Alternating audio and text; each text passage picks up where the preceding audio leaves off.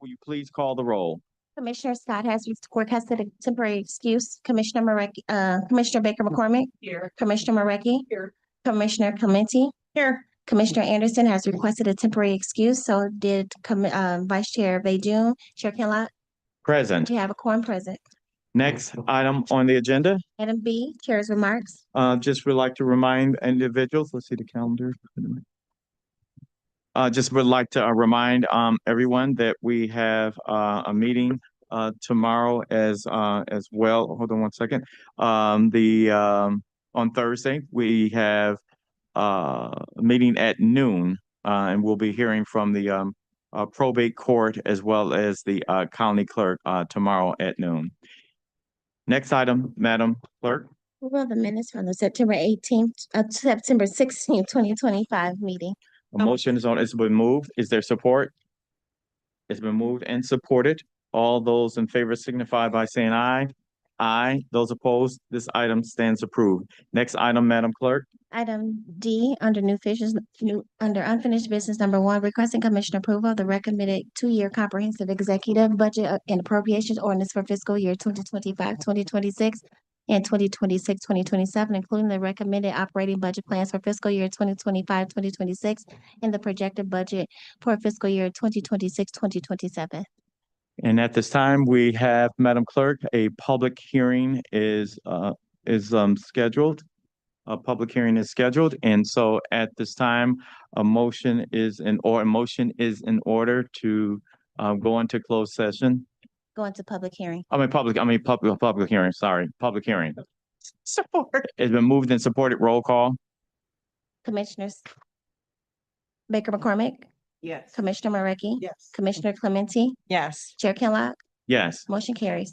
Okay, we will now convene the public hearing, and at this time, Madam Clerk, I would like to ask you to unmute those individuals who are joining us by Zoom and by telephone. If you would like to make a comment or bring comments to this committee hearing, to this public hearing, you would raise your hand or enter your comments inside of the chat. Chair Kinlock, there are no hands on Zoom and no one on the telephone.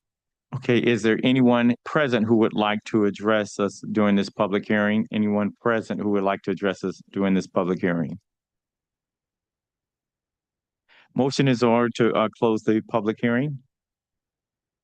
It's been moved and supported to close the public hearing. All those in favor signify by saying aye. Aye. Those opposed, the public hearing is closed. Next item, Madam Clerk. Please let the record reflect that Vice Chair Baydoun is present. So noted. Next item, we'll have a presentation by the Indigent Defense Department.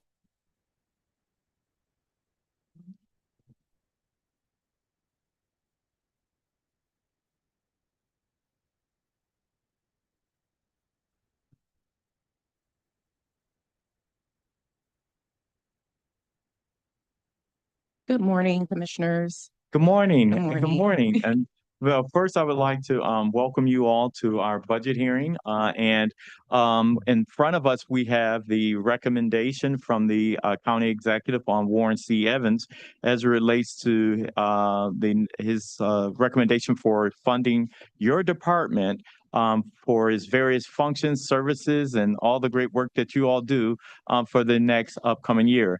I would like to start out by asking you whether or not this budget that's been recommended to this commission, whether or not it is a sufficient amount of resources allocated or funds for you to be able to execute the various duties of your department.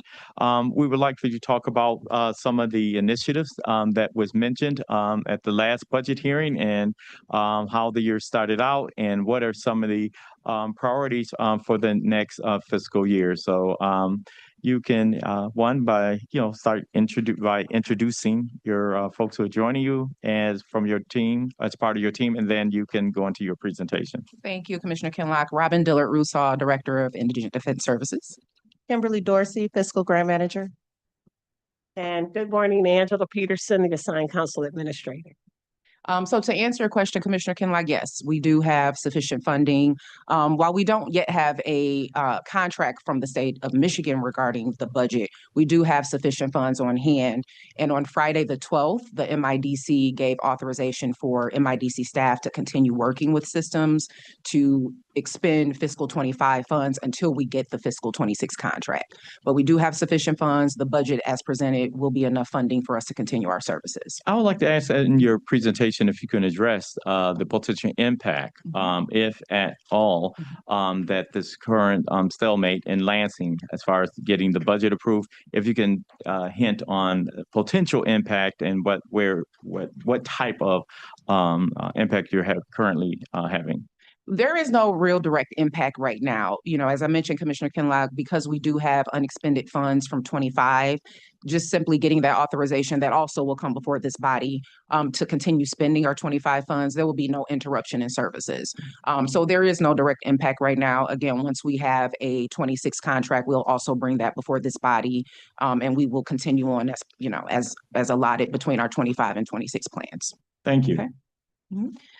Should I continue, Commissioner? Oh, yes, you may. Okay, perfect. Absolutely. Thank you. So I just wanted to update this body on a couple of initiatives that continued from last budget hearing that we're extremely proud of. Last time we were here, we were speaking about the creation of the county's first attorney billing software that was created on the Oracle platform.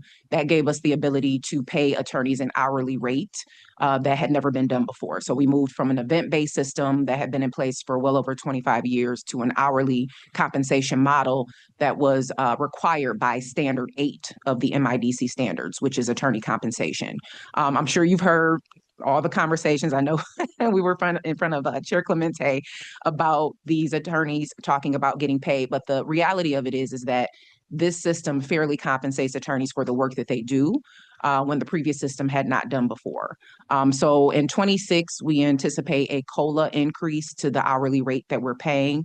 Right now, we pay $202 an hour to attorneys for the high severity and life offense cases, and then we pay $151 for the lower severity cases.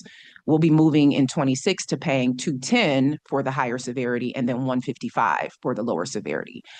Those rates are comparable with our partners in Oakland and Macomb. So the intent is really to align systems so that attorneys feel comfortable doing work in Wayne, they can go do work in Macomb and Oakland and still feel like they're getting compensated fairly across the board. So I just wanted to raise that as a point going into 26. As it relates to our case management system too, as I speak about attorney billing, we are also moving our defender support unit, which is our holistic defense social workers. The requests for their services are now being migrated to the Oracle platform as well. If you all recall, we had 2 case management situations going on. We had a legal server case management system that came before this body. That contract expires in December.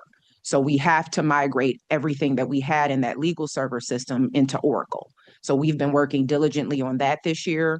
We're putting the defender support unit, which is the holistic defense, in the Oracle platform, and we're moving our investigator expert program into the platform as well. In April of this year, we moved the payment process for investigators and experts into the Oracle platform. So bit by bit, we're migrating everything that we do technology-based into Oracle, which is going to be huge for attorneys because it's one dashboard, one platform. They don't have to go into multiple systems. They don't have to continue to use paper and the computer. So we're really making it easy for attorneys to provide services in Wayne County. So we're proud of that. The only other thing that I wanted to touch on, and I know for Commissioner Killeen, this was always a big one. The Defender Support Unit is really taking off. As you all know, having social workers in criminal defense is a fairly new process. And what I mean by that is they typically don't work hand in hand with attorneys. You know, social workers have their place and then attorneys have their place. With holistic defense, though, this model of having social workers hand in hand with attorneys providing services to indigent clients is proven to be a very successful model. And what I have in my talking points today that on page 3 is as we continue to look at holistic defense services, we have some really good success stories. And I did share one with you. I think it starts on page 4, actually, under recent success stories. There was a case where a young man was charged, he had schizophrenia, and he was charged with assaulting, resisting, obstructing a police officer on a college campus. He kept returning. Even though he was unlikely to face jail time, he remained incarcerated with no safe housing options.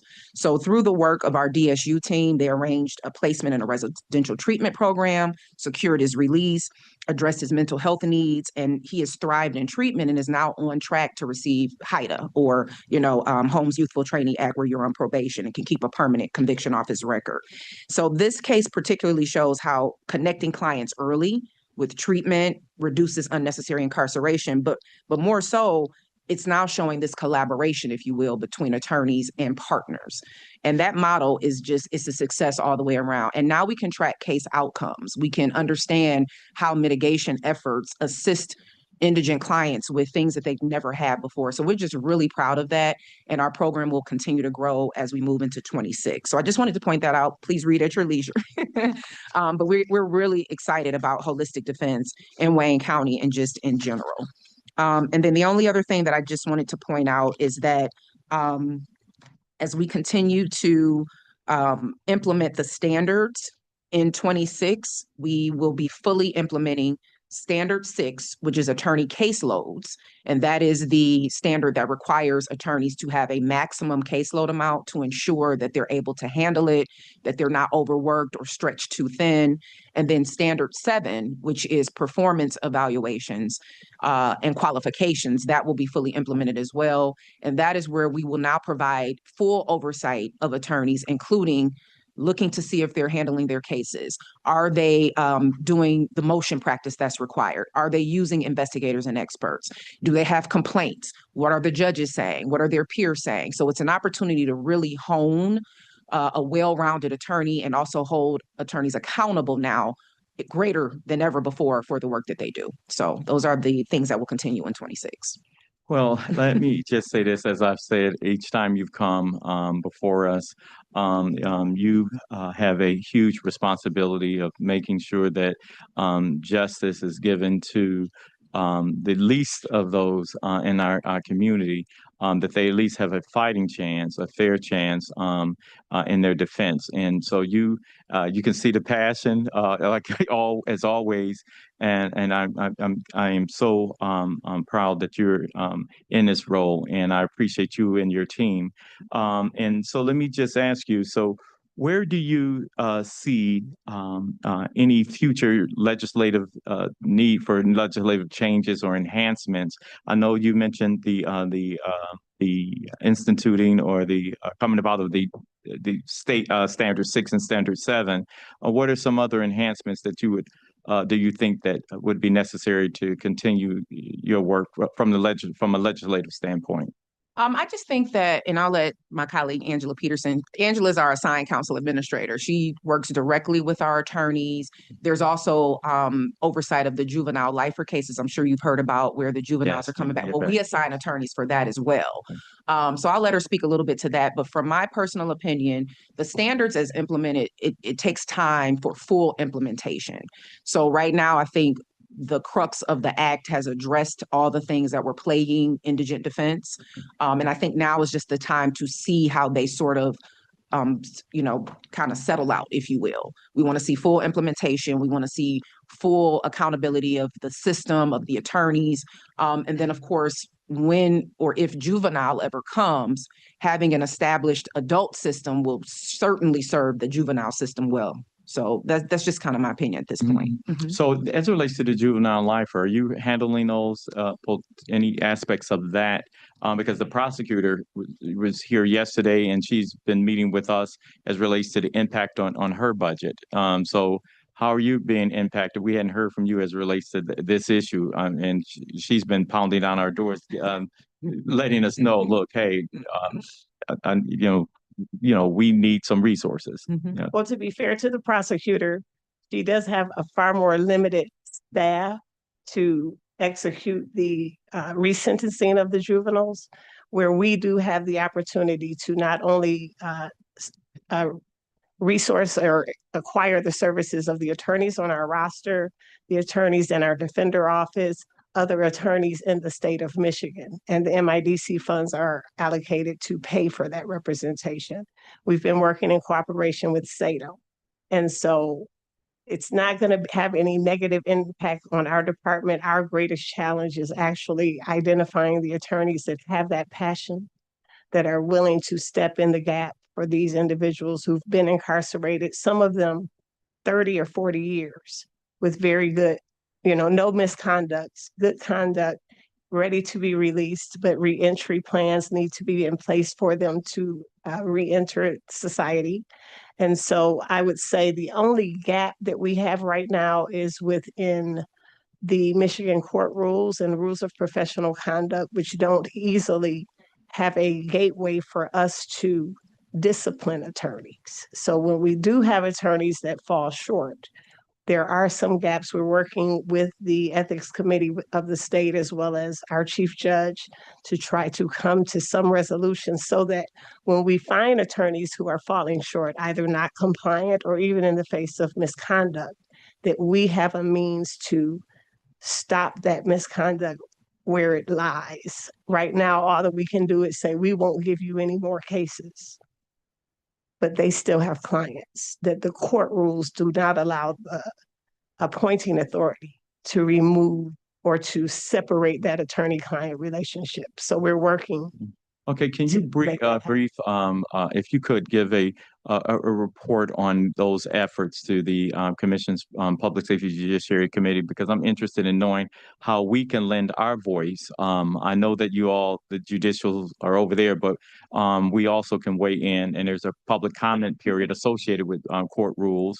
And so we all have an understanding of those systems. So if you could let us know how we can lift our voice and actually put together a resolution and and send to the court administrator and to the justices if necessary. Yeah. Mhm. Yeah. You can do Okay. that. Can I write on my excitement? Yes. Yeah. Yeah. Thank you. Thank Yeah. you. Mhm, Thank you. mhm. And so, okay, so we're now going to ask commissioners if you have any questions, and Commissioner Anderson asks to be recognized. Thank you. Thank you, Mr. Chair, and welcome. Thank you for being here.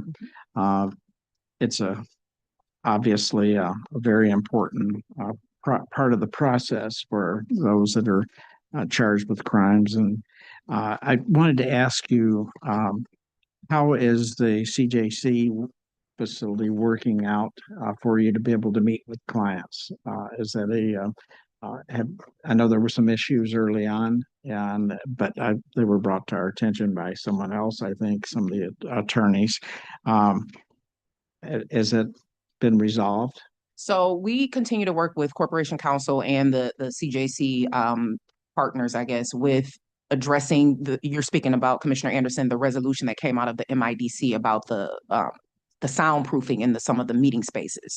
So meetings happen several ways. They can happen on site in these rooms. They also happen through technology, either through Zoom or through the ViaPath system. So attorneys have a variety of ways that they can meet with their clients in a confidential setting. The issue became at the CJC, there were some rooms that were not what they consider to be, excuse me, soundproofed enough. So there's been construction, there's been soundproofing happening. We continue to keep the MIDC updated. We provide a letter every few months with those efforts. So we have not heard any complaints for attorneys. Even sort of surveying some of the attorneys, they said it's improved. They continue to, meet with their clients through other means as well. So for all intents and purposes, it seems to be going better and well. And we continue to provide those updates, as I mentioned, to the MIDC on all the efforts that the county has made. And they're fine. They come do site visits to see the efforts. So we just continue to be partners with them and update them as we go along. Okay. Mhm. Thank you. Yep, Thank you you're for the welcome. update. Any additional questions? Commissioner Clemente, and then Commissioner Baker McCormick. Thank you, Mr. Chair. Thank you very much for coming when we asked you to come and talk. We hear things in the news and we need to get both sides of the story. And, Oracle has been an ongoing process. These standards that you talked about, the caseloads and the performance standards, is there a time period of when those need to be done by? And if you could tell us, please. Sure. So once the standard is passed by LARA, the Michigan Department of Licensing and Regulatory Affairs, And the systems have 180 days from the first disbursement of the funding under a contract to be fully implemented. So last year, all of the standards passed, if you will, but the implementation is 180 days. So this year would have been the first year that standard 6, 7, and 8 would have had to be fully implemented. So they're fully implemented, if you will, but the continued refinement of it is what we're now talking about. Because implementation means several things. Do you have a plan for it? Have you started working on it? Yes, we do. How do we further refine our efforts? Are there tweaks that need to be made? So all of that will now be happening in 26. Okay, Mhm. and I just one more. I noticed that there was an increase in your personnel and there's 11 new positions. Mhm. Are those filled or you're working on getting those filled or where are you at with that? Yeah, so these are really carryover positions, Chair Clemente, that we have not yet filled from even 24. Okay. For purposes of 25, 26, we really only have one additional new position. Mhm. These positions have remained unfilled and we continue our hiring efforts as we go along. We recently hired a new assistant assigned council administrator that works under Angela. So that was good because that was an attorney position that we desperately needed. But we are continuing to fill some of our clerical roles. We have postings, we've been doing interviewing. So in reality, they're just unfilled carryover positions with one new for the new fiscal year. Okay, very good. Mhm. Thank you. Thank you, Mr. Chair. Thank you, Commissioner Baker McCormick. Thank you, Mr. Chair, and thank you for the work that you guys do for the least of those and in our county. Commissioner Clemente mentioned the additional fees, charges. They actually increased 100%. And charges, fees, and fines. Item B, Let me see. Give me one second. I'm not sure if that's, Fines are, if what they that's, consist of is attorney fees. Mhm. And so they're really an estimate for us based on prior year. And that estimate it moves. So like there's been years where it's a collection that's done at the court level. So if you are a person that's been charged with a crime, the judge can assess fees, court fees to you. Those fees come to us and then we remit 20% of those fees at the end of the year to the state. However, that other 80% we're permitted to use for indigent defense. So really, when we do our budget for the cost analysis for the grant, those fees are not really consideration. So those fees would be used for additional things that may not be included on the grant that maybe would be disallowed. So for example, if we were to send attorneys to do lineups, or if we had certain items like certain kinds of transportation that MIDC doesn't want to pay for. So, but really those fees have been carried over year.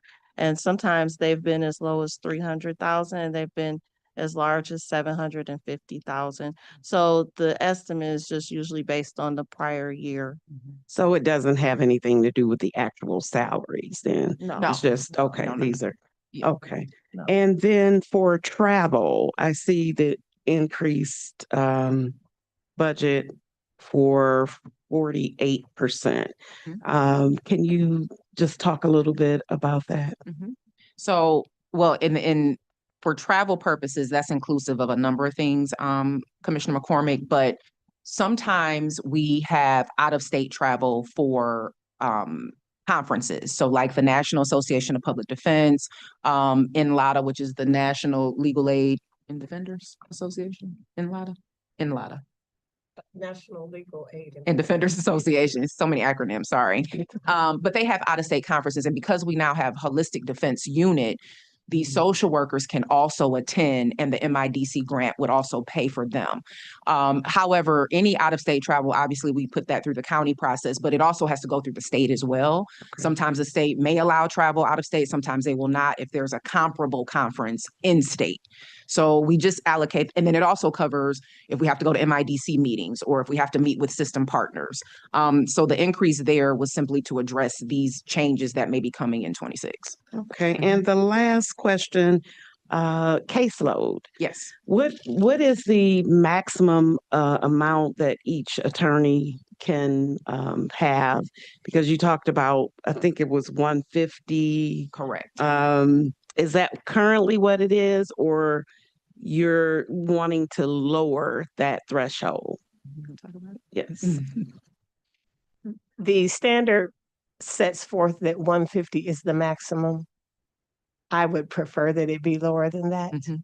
but we have not implemented it yet because the commission has not fully developed what they're expecting. That caseload standard should include an attorney's retained work, any work in any other system.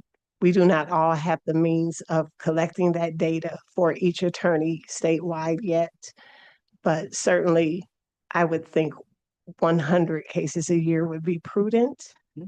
And we will, I'm expecting that. we're going to have a standard a little lower than the MIDC standard. Yeah, because that just seems like it would be a lot. It is a lot, and at 150, many attorneys are running after the dollars. Right. You know, if I can have 150 cases and I can Mhm. get $150 an hour, that's $262,000 a year. And they're running after the money. Yes. So we are trying to Yeah. be far more responsible, or at least make them think more responsibly. Right, right. Yeah, because it would seem that you would need to do, I don't know, that seems a lot to really do the due diligence and everything that's needed to fully represent someone. Yeah. Thank you so much for what you do. Thank Thank you. you. Mhm. Yes, Commissioner Baydun. Thank you, Mr. Chair. Thank you for the presentation. And again, I want to echo my colleagues. Thank you for all you do and your department. You mentioned under the attorney compensation that we're in line with Oakland County right now. It was 202 per hour. Now it's up to 210. Yes, it will be, we're seeking to increase in 26 to 210, which is what Oakland and Macomb, we all discussed this sort of increase in Okay. alignment. Mhm. And prior to this 202, I'm just curious, what kind of increase did we have prior to that? Well, we didn't, we were on in, did we increase 202? Did we start at 202? No, it started at 190. Yes, 192. We were Oh, I at see. 192 when we first implemented hourly. And then in 24, we went to 202, 24, 25, and now we're moving to So 210. this is good news that we're in Yes. line with the other counties. Okay, Mhm. thank you. Yep, welcome. Thank you, Commissioner Marecki. Thank you. Thank you, Mr. Chair, and thank you for being here. Just one quick question. You talked about standard 6 and standard 7. You mentioned standard 8, but what is standard 8? Standard 8 is the compensation. Oh, That the is the attorney compensation. Okay. compensation, yes. So you'll be working on that as well. Yes, Okay. so that's where we're increasing to the 210, and Okay, it's yeah, already okay. implemented. The hourly rate is already implemented in the Yep. county. Now it's just talking about the COLA increases as we go along. Yep. Okay. Mhm. Thank you. I missed that one. Thank you. problem. Thank you, Mr. Chair. I'm sorry, cost of living increase. Using too many acronyms. Yeah. I'm sorry. Yeah, no, not at all. Thank you. Okay, thank you. And as always, I enjoy when you all come because, like I said, the work that you do is just so important. And also, I appreciate you reaching out throughout the year. Yes, thank you. We appreciate you all. Thank Thank you. you. Have a great You too. rest of your day.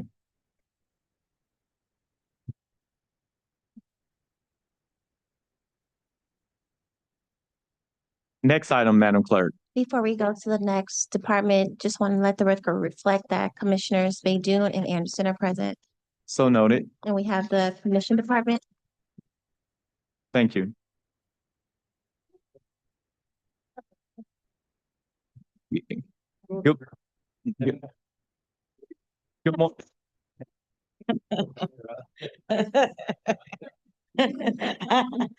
I know, we're just doing musical chairs here for a moment. good ma- good good morning, Madam Chair. As you know, you received the communication from the CEO as relates to the budget, and then the commission has transferred it to this body, to this committee. And as you know, the budget is ours to go through and to deliberate. Yes. Part of that budget is a recommendation for our legislative branch. And you as the head of the legislative branch are now sitting in front of the committee. And so looking forward to, what you're proposing. Thank you, Mr. Chair.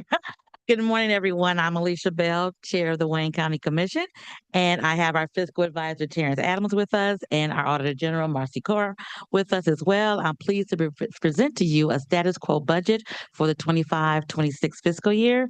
The Commission is the legislative branch of county government. We are small, however, we are very mighty.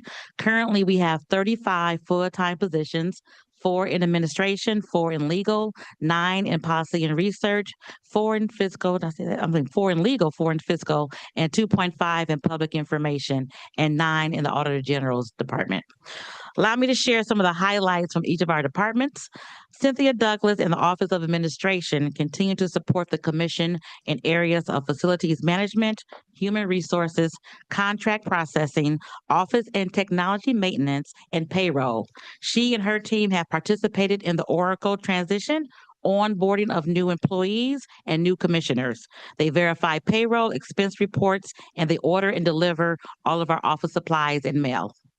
Under the leadership of Pamela Fordham, the Office of Policy and Research and Analysis has processed and analyzed over 900 resolutions, ordinances, and contracts. They provided support to outside boards and commissions, such as the Wayne County Arts Authority, the Zoo Authority, the Ethics Board, and Community Corrections, just to name a few. Adding to the efficiency of the office, Makisha Morris was promoted to Deputy Policy and Research Analyst, and Amina Spivey was promoted to Policy Analyst. The Office of the Fiscal Agency, under the leadership of Terrence Adams, has provided analysis of over 200 budget adjustments and reviewed over 900 contracts. They have provided the Commission with the tools necessary to approve the 24-25 budget of over $2.2 billion. The Office of Commission Counsel, under the leadership of Felicia Johnson, has also analyzed over 900 contracts. They worked with outside counsel to defend commission successfully in 8 lawsuits from the Michigan Court of Appeals, Michigan District Court, and the Circuit Court. They've continued to advise, support, and represent the commission and the various commission departments, as well as the Auditor General. Jim Toth, the head of the Office of Public Information, have produced commission newsletters, live stream committee meetings and full board meetings, maintain our Facebook page, and produce news releases, flyers, resolutions, memoriams, and certificates. With the redesign of the commission webpage, it is now easier to post photos, videos, and documents in a timely manner. They're responsible for communicating with the media on county programs, services, and contributions of commissioners, residents, neighborhoods, and communities. Marcy Corr is our Auditor General, and her office has completed 19 engagements, 4 administrative projects, and their review has resulted in 10 recommendations for county management. They provide budget-sensitive reports every year as the commission deliberates on the budget. They've conducted the RFP for an external auditor, which Plant Moran was selected. We are thankful that the elected officials and department managers work with our Auditor General to improve the risk environment for Wayne County, despite the decrease in our Auditor General staffing. And finally, Mr. Henry Wilson is the Director of Commission Affairs, who comes to us with 28 years of experience with the Sheriff's Office and who was in charge of attending outside meetings on behalf of the Commission, special projects, coordinating meetings, and serving as a liaison to county departments and elected officials. He will coordinate our efforts for next year's Tri-County Summit, which has been successful over the last 4 years. We are proud to have many employees with 10, 15, even 25 years of service to the Wayne County Commission. The longevity of our employees speak to their dedication to the commission and the work environment which we provide to our employees. Terrence will now speak briefly on the highlights of the budget. Thank you, Madam Chair. Terrence Adams, Chief Fiscal Advisor, Budget Director, Wayne County Commission. The budget presented, which is a recommendation by the CEO, which is in line with what we requested, is 14.4 million for the year, which is about a 1.4 million increase from last year. This increase is duly to increase in salaries for the Wayne County Commission employees, which was in our control, which has a correlation with pension increase. But some of this increase is out of our control, which has to do with chargebacks. We had almost over 300,000 increase in our chargebacks this year. We had over $100,000 in increase in insurance and bonds on our employees. So I guess that means we kind of important that they had to increase the insurance on us. We did have a decrease in our building rent. So I'm assuming that has to do with either more private tenants in the building, which reduces the rent for all the county departments. So those are some of the brief highlights for our budget this year. Other than that, everything was basically status quo. Okay, and if Marcy, if you want to discuss the Auditor General's budget? Marcy Carr, Auditor General. For our budget, the first line is the charges, fees, and fines. 85% of our expenditures are charged back out to the rest of the county and elected officials. So that's what that charges, fees, and fines are. And then there's just a allocation from the general fund for 472,186. The rest of the line items are pretty much status quo. We did have the significant increase in the operating expenses, as Terrence indicated. That was the insurance expenditures for our office has gone up to $23,000, which was a significant increase. We also have 3 vacancies in our office. We're actively recruiting for senior auditors right now. We've interviewed several individuals and we're hoping that we can bring 2 on board soon. Thank you. With that, are there any questions? Okay. Thank you, Madam Chair. We appreciate all the great work that you do and look forward to having a great year and having good resources allocated to our offices. Thank you. Thank you, Madam Chair. You're welcome. Thank you so much. All right. Thank you. Thank you. Thank you. Thank you. You talked to her offline about this, our budget.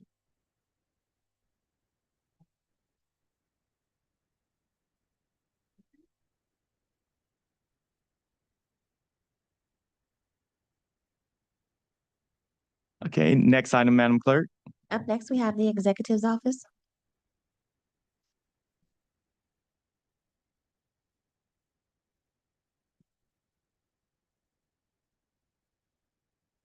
Good morning to this honorable body. Brian Reinhardt, Chief of Staff to Wayne County Executive Warren Evans.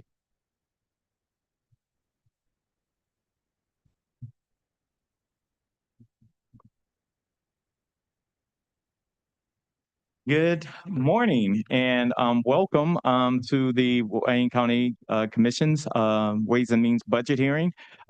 We have received the budget from the CEO, and part of that budget includes the operations of his executive office, and so you're here to speak to that those budget priorities for the next fiscal year, and would love to hear some of the initiatives that you started off with or engaged in the beginning of the year, as well as some of the initiatives and even changes and enhancements to the executive branch that you intend on for the upcoming fiscal year. So that is correct. Well, thank you for having me. Excuse me.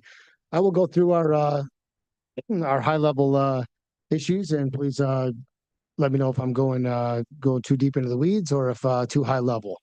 Mr. Whitfield could probably speak to more of the numbers if there's specific numbers questions. Fortunately, he's here to answer those. What I could talk about first and foremost is our continued financial strength that we've represented through Executive Evans' leadership. This does represent now our 11th balanced budget, as I understand it, which is a wonderful accomplishment.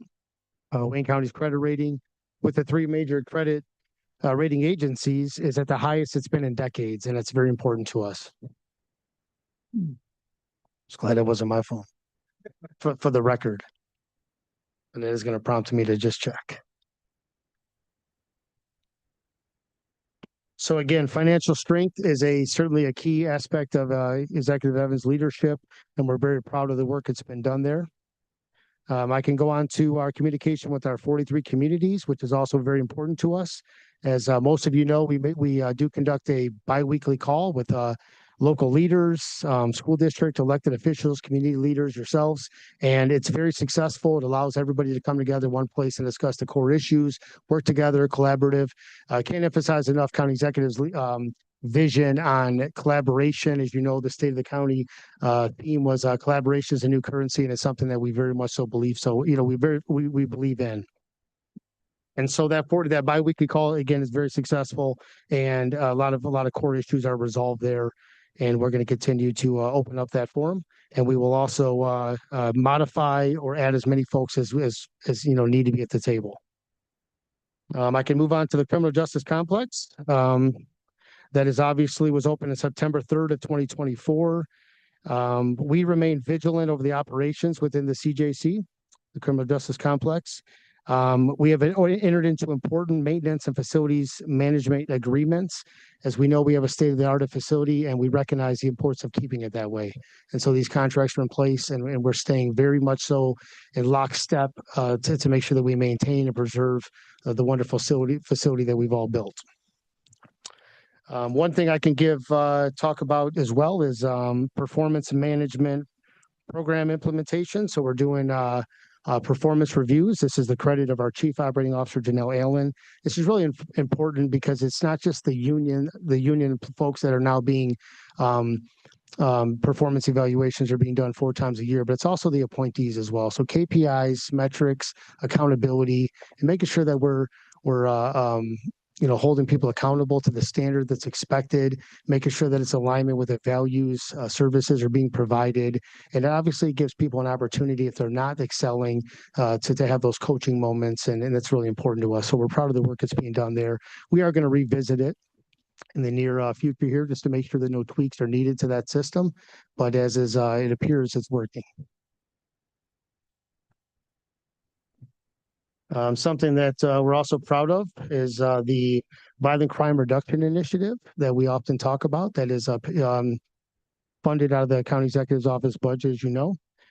We did provide some budgetary statistics about the personnel. They are not accurate at this time. I can report that the task force is fully staffed. We have identified that there was some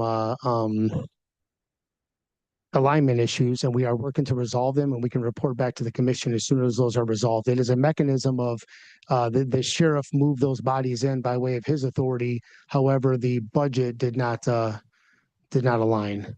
And so we will fix those, but I can report again that it is fully staffed.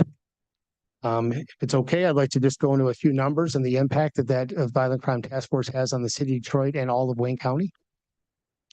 1965, since 1965, last year, the city of Detroit recorded the lowest number of homicides. It's a big accomplishment.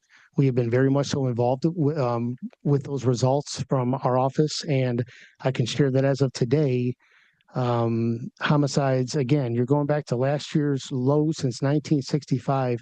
Today, there's a 20% decrease even from that year to date in homicides. Non-fatal shootings down 28%. And carjackings are down 13%. Those are key metrics. Those are areas that we focus on through our collaboration in that task force with the city of Detroit. And what that translates to is 21 less homicides year to date, 122 less non-fatal shootings, and 25 less carjackings. We're on the right path, and we're proud of the work that's being done there. We do have some, again, administrative stuff. There's also, if you might have noticed, there's one APA in that line item. That's an assistant prosecuting attorney.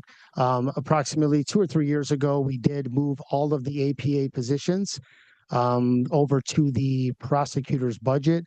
And it was just brought to my attention the last week that somehow one of them did not make that migration.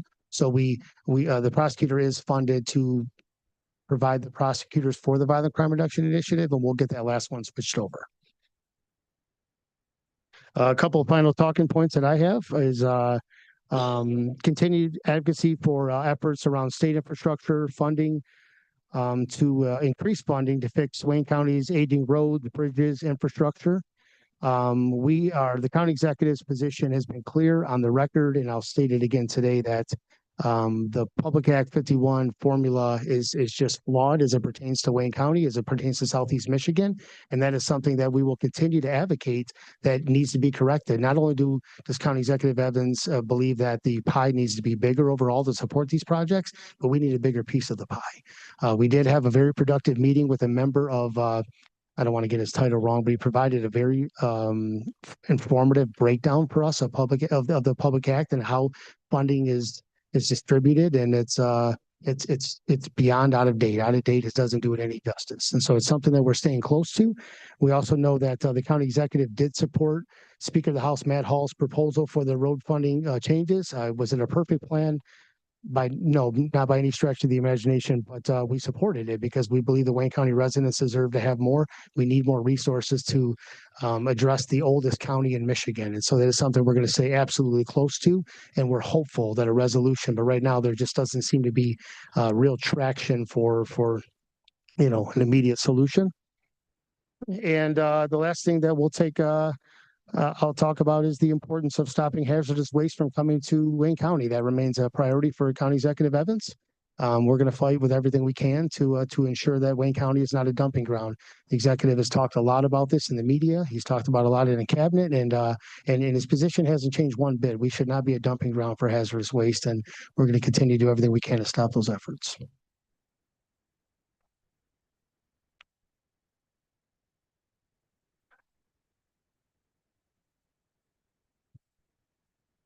Is there any questions for me? That concludes my high-level summary of what we're Okay. working on. Thank you. At this time, I'd like to ask any committee members, do you have any questions? Do you have any questions? Commissioner Baydun and then Commissioner Peterson Mayberry. Thank you, Mr. Chair. Thank you for the presentation. We were talking about it yesterday during our budget hearing in Livonia with the Department of Public Services. I've been talking about this since I became a commissioner about Public Act 51. We will fully support any initiatives to change this outdated system. We got the largest county in the state, the most populous, and we have more pounding on our roads with the trucks. They have the sports stadiums, international border. What could be done? I mean, I don't know if you can share any information. What could be done to speed up this process of amending Public Act 51? It's a tall order. We're asking for legislative support statewide that very much so doesn't benefit those of the votes that we need, throughout the rest of the state. And so to answer your question, Commissioner, I'm not sure what can be done. I can just give you assurances that we're going to do everything we possibly can. We're at the table. We took an important step of fully understanding it. We really wrapped our arms around it. And so that meeting was not that long ago. We have been assessing what we learned from that very important meeting, and now our strategy is to come next. But we have to do something. Yeah, the pie is too small, definitely. Yes, absolutely. It's too small of a pie to begin with. Our slice is too small. Yeah, I would the argue slice it's is both. small, yeah. Thank you. Thank you. Thank you. Commissioner Peterson Mayberry, then Commissioner Marecki, Thank you. Good morning. okay, and then Good morning. Commissioner Wilson. Thank you. My question is around staffing. So what recruitment methods are we using? Because I recognize that a lot of the vacancies are high-level positions. So the traditional recruitment methods that may apply for other positions may not apply in this case. So that's the first part of the question. The second part is and I'm going to page 6 of the fiscal report, the question number 9, the project consultant that we have for the Division of Communications, is that job function different from the communications director? Is that the same business unit, or are those two different business units? All right, if I could, let me answer the first question, and that was pertaining to methods to recruit these high level positions. Is that accurate? Yes. Yeah, and so that's a really good point, and that's something that we're going to focus on. There's been a little bit of a bandwidth issue at times with all the fires and all the things going on, but we're absolutely dedicated to filling those. We certainly recognize, and I don't want to tip off our hand, but we recognize that there's some power shifts, right, in the city of Detroit and some of other governments, and so we're hopeful that we will land on the winning side of perhaps some of that experience. And so we've been patiently waiting in full transparency to see if, maybe where some of those really qualified individuals might land. And we want to go after some of those folks. And also we have worked with a recruiting firm, and we're expertly seeking a contract right now to do so again. And so that way we could hate to use the word headhunter. It sounds aggressive, but headhunt, right, for the right qualified individuals. Okay, thank you, because I know, yes, so yes. Okay, I- the second I'll- question yeah, was regarding what, Lina? Page 9, number 9. So we have a project consultant. It says the division is communications, but I see that we have a communication specialist. Are those two different business units, or are they functions overlapping? I think it says the specialist is on page 4, communication specialist. It's a full-time active Do you position. have the salary, by chance? I'm trying to flip back to page 4. Page 4. Oh, I went the wrong way, sorry. Communications Specialist. specialist, You see it midway on the page. right here. Mm-hmm. And the question exactly was, is it, So we have that person, and then we also have a project consultant for communications. So oftentimes those job functions are the same. I'm just trying to see, is that the same business unit, or are those two different? so at the hourly rate for the project consultant mentioned here in this report, that individual performs a specific function for us. That is an employee that assists with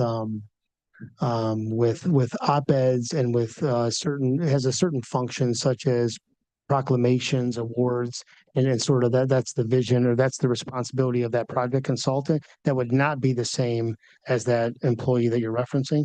The communication specialist couldn't do what you're suggesting this person does. It is a specialty function that individual does. Is it something we could look at if you're looking for a cost savings there? Perhaps, yes. But we also have unmet needs at this time.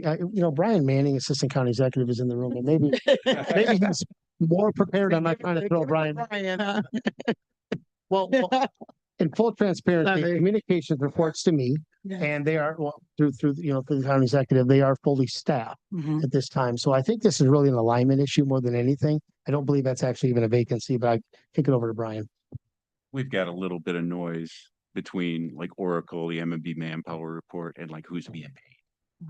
Everybody's in totality, this is right, but we got a few things askew in here. So, and that what Brian described, Brian Manning, Assistant County Executive, what Brian described with the VCRI and the shift of the sheriff's personnel. I actually talked to a few of our colleagues here on commission staff about how to describe that. And like, if it's not in the system anywhere yet, let's just show you what we got that is on the system. So in any case, the project consultants are a really good solution, not just for our office, but anywhere in the county where there's kind of an indeterminate amount of work to be done.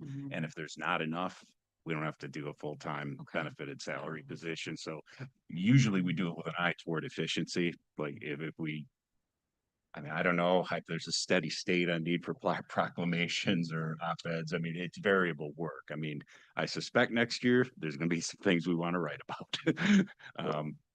So we'll probably make full use of that role, I suspect. So. Yeah, if just for clarification, again, we are fully staffed down there. We do believe that everything that we have, we have at our disposal is needed, necessary, and is being used to the best, to full potential. Okay, thank you. Yes, thank you, Commissioner Marecki. Thank you, Mr. Chair. So Brian, you mentioned the CEO was supporting Matt Hall's plan on road funding. Can you give us like in a nutshell what that is? And the plan itself? Yeah. I hate to do it to you, Andy Kendrivas. Assistant County Executive Andy Kendrivas would be better as he's in Lansing, understands those bills and better. Tries to understand. This is fun.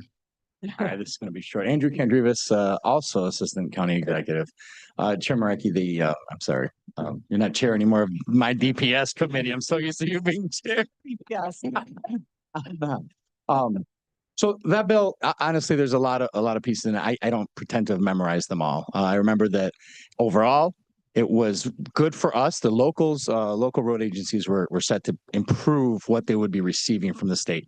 And that ultimately was like, okay, you know, the CEO says, yeah, that's what's important. All the devil in the details is also important, but that's not something that we're going to be able to hash out now because we don't even know if the other chamber is going to agree to that or what they're going to agree to in that. So the difficulty is we could spend a lot of time breaking down what's in there and not, but ultimately, I don't know that it's got that much value to it because at this point, we are still waiting to hear from the Senate and the governor. Governor didn't like Speaker Hall's plans. Why exactly? You know, I think in unity, in the face of unity, she didn't want to just sit there cutting it down, this piece, that piece, this piece. But we have been hearing from MDOT and some of the problems they may have with some of that. So all of that is a very succinct punt on. I don't have the particulars right now in front of me of everything that's in that bill. We're working on a big picture item with that. We need more funding, and it's generally agreed, especially by the larger counties. There's not enough funding to fix what we currently have, let alone improve on what we have. So we keep working with the Senate leader, with the governor's office, and with Speaker Hall to get something that's passable. So that we can, so we can have more contracts in front of you to improve these roads for our residents and our businesses. So just one, and I don't know if you know this, there was some talk about specific township road monies that is that part of Hall's plan at this point still? The township road? I can't, not tell you, I don't know particularly about that. I know everything's gone back and forth, so. It's my understanding kind of where you're pointing to, but I'm not qualified to. Yeah. Yep. Okay. That is my And I'll look up some of this stuff, but I know it's a moving target, so. All right, thank you. Commissioner Wilson. Thank you, Chair Kinlock and Commissioner Marecki. That's exactly the question I was going to ask. I understand, again, there's obviously 90,500 miles of county roads that we're responsible for maintaining, reconstruction, and all of those type of things. 5,900 bridges in Wayne County. So the monies that we are receiving currently is not enough to maintain these roads, to keep our residents safe. So having said that, talking to a few of the state reps, obviously, you've been up there, Mr. Kendrivas, you've been interacting, and I'm sure you know a little bit about this, but to Terry Marecki's, Commissioner Marecki's point, I'm told it was 3.5 million, I guess, that they were talking about fix the darn roads, part 2. And I guess this Speaker Hall is talking about 3 billion, with a lot of that being repurposed to the counties to help with the funding of fixing the various roads. So again, I know you probably can't speak to it because it's still a moving target and you have to succinctly punt it. I like the way you said that. That's pretty good stuff there. So I just, for my edification, it's something that we know has to be done. I mean, with this type of infrastructure crumbling around us, with this the mileage of the roads, the bridges. I mean, we're going to maintain our status as a modern county. We're going to need to have some assistance. So I know we have to do our part to write letters to our state legislators, to talk to them, to get them in the headlock, whatever we need to do to make sure we get the funding. But from that perspective, is there any possibility that we're going to see anything, or is it too? Let me just say this, Commissioner, Sure. through the chair. It was believed, let's go back to 6-7 months ago, that a road plan would be part of a budget deal. And maybe there couldn't be a budget deal until there's a road plan in place. And that was uttered by several leaders up in Lansing. At this point, October 1st is the new budget year for Lansing, and they still aren't really anywhere close to having a budget. So I think it's safe to say that from what I'm seeing, we're not going to have some great fix on road funding either concurrent with or prior to a budget passing. Right now, we're all just hoping to get a budget together, or else we're going to have a lot more conversations at this table about what that looks like for all of our departments and the whole county wide. So I think I will pledge to you that I'm going to keep working to understand what is possible in Lansing as to a new budget deal with the roads. We obviously have a very strong position on needing more money, and we've Commissioner Baydoun, looking just at the Rotunda and Miller Road bridges there, that's a great example, I think, where everybody in the state made sure to wake up and go, yeah, we can't just allow Wayne County to have to pay for this. MDOT stepped up and paid a large percentage of that project, which would have never been done without those MDOT dollars. And that was, I think, I'd like to call that, from the work that we did here, the commissioners and the executive, a wake-up call to Lansing of not only are you impacting and upsetting our drivers and causing them problems with their cars, a huge profit center for Ford Motor Company, one of the most important corporations in the state, is right there at that intersection, and you're impacting their ability to plan for the future and keep those jobs here in Michigan. So I think that was received, and I think I'm hopeful. I'm stupidly optimistic, perhaps, that something will be happening soon. I just don't see it happening by October 1st. Okay, thank you very much for that response. Invariably, I have a vested interest. I have 3 townships out in District Number 11, and man, it gets a little rough out there because the county is responsible for maintaining the roads, the culverts, the flooding, and all the things that go along with having gravel roads and dirt roads and surrounded by lakes, and so can really become a difficult situation to try and maintain, obviously, and then to have an interaction with my residents in that area, to be able to tell them emphatically, this is what we're going to do, this is what we're going to be funded for, yada, yada, yada, blah, blah, blah. So my second question was, County Executive Evans has been doing an immaculate job, from my perspective, at the meetings where we're talking about Waste Disposable Incorporated. Yep. Van Buren Township, that's one of my districts, and that's where they have this toxic waste dump. And County Executive Evans has always been in the forefront, and I'm definitely, the residents are appreciative of his efforts. So to that end, T-norm is a big issue coming from Niagara Falls, the technologically enhanced, naturally occurring radioactive materials. It's a nightmare for everybody. And so we were able to, the residents and some help from obviously our county leadership, we were able to stop that from coming in from Niagara Falls, the T-norm, into the Wayne disposable dump site. But still, I think County Executive Evans and Darren Camilleri, our senator, as well as Reggie Miller, who I interact with often, state rep, are trying to get legislation passed that's going to raise the tipping fees. So you raise the tipping fees and you effectively price these company gougers from dumping everything into Michigan because the prices are so low. That's right. So to that point,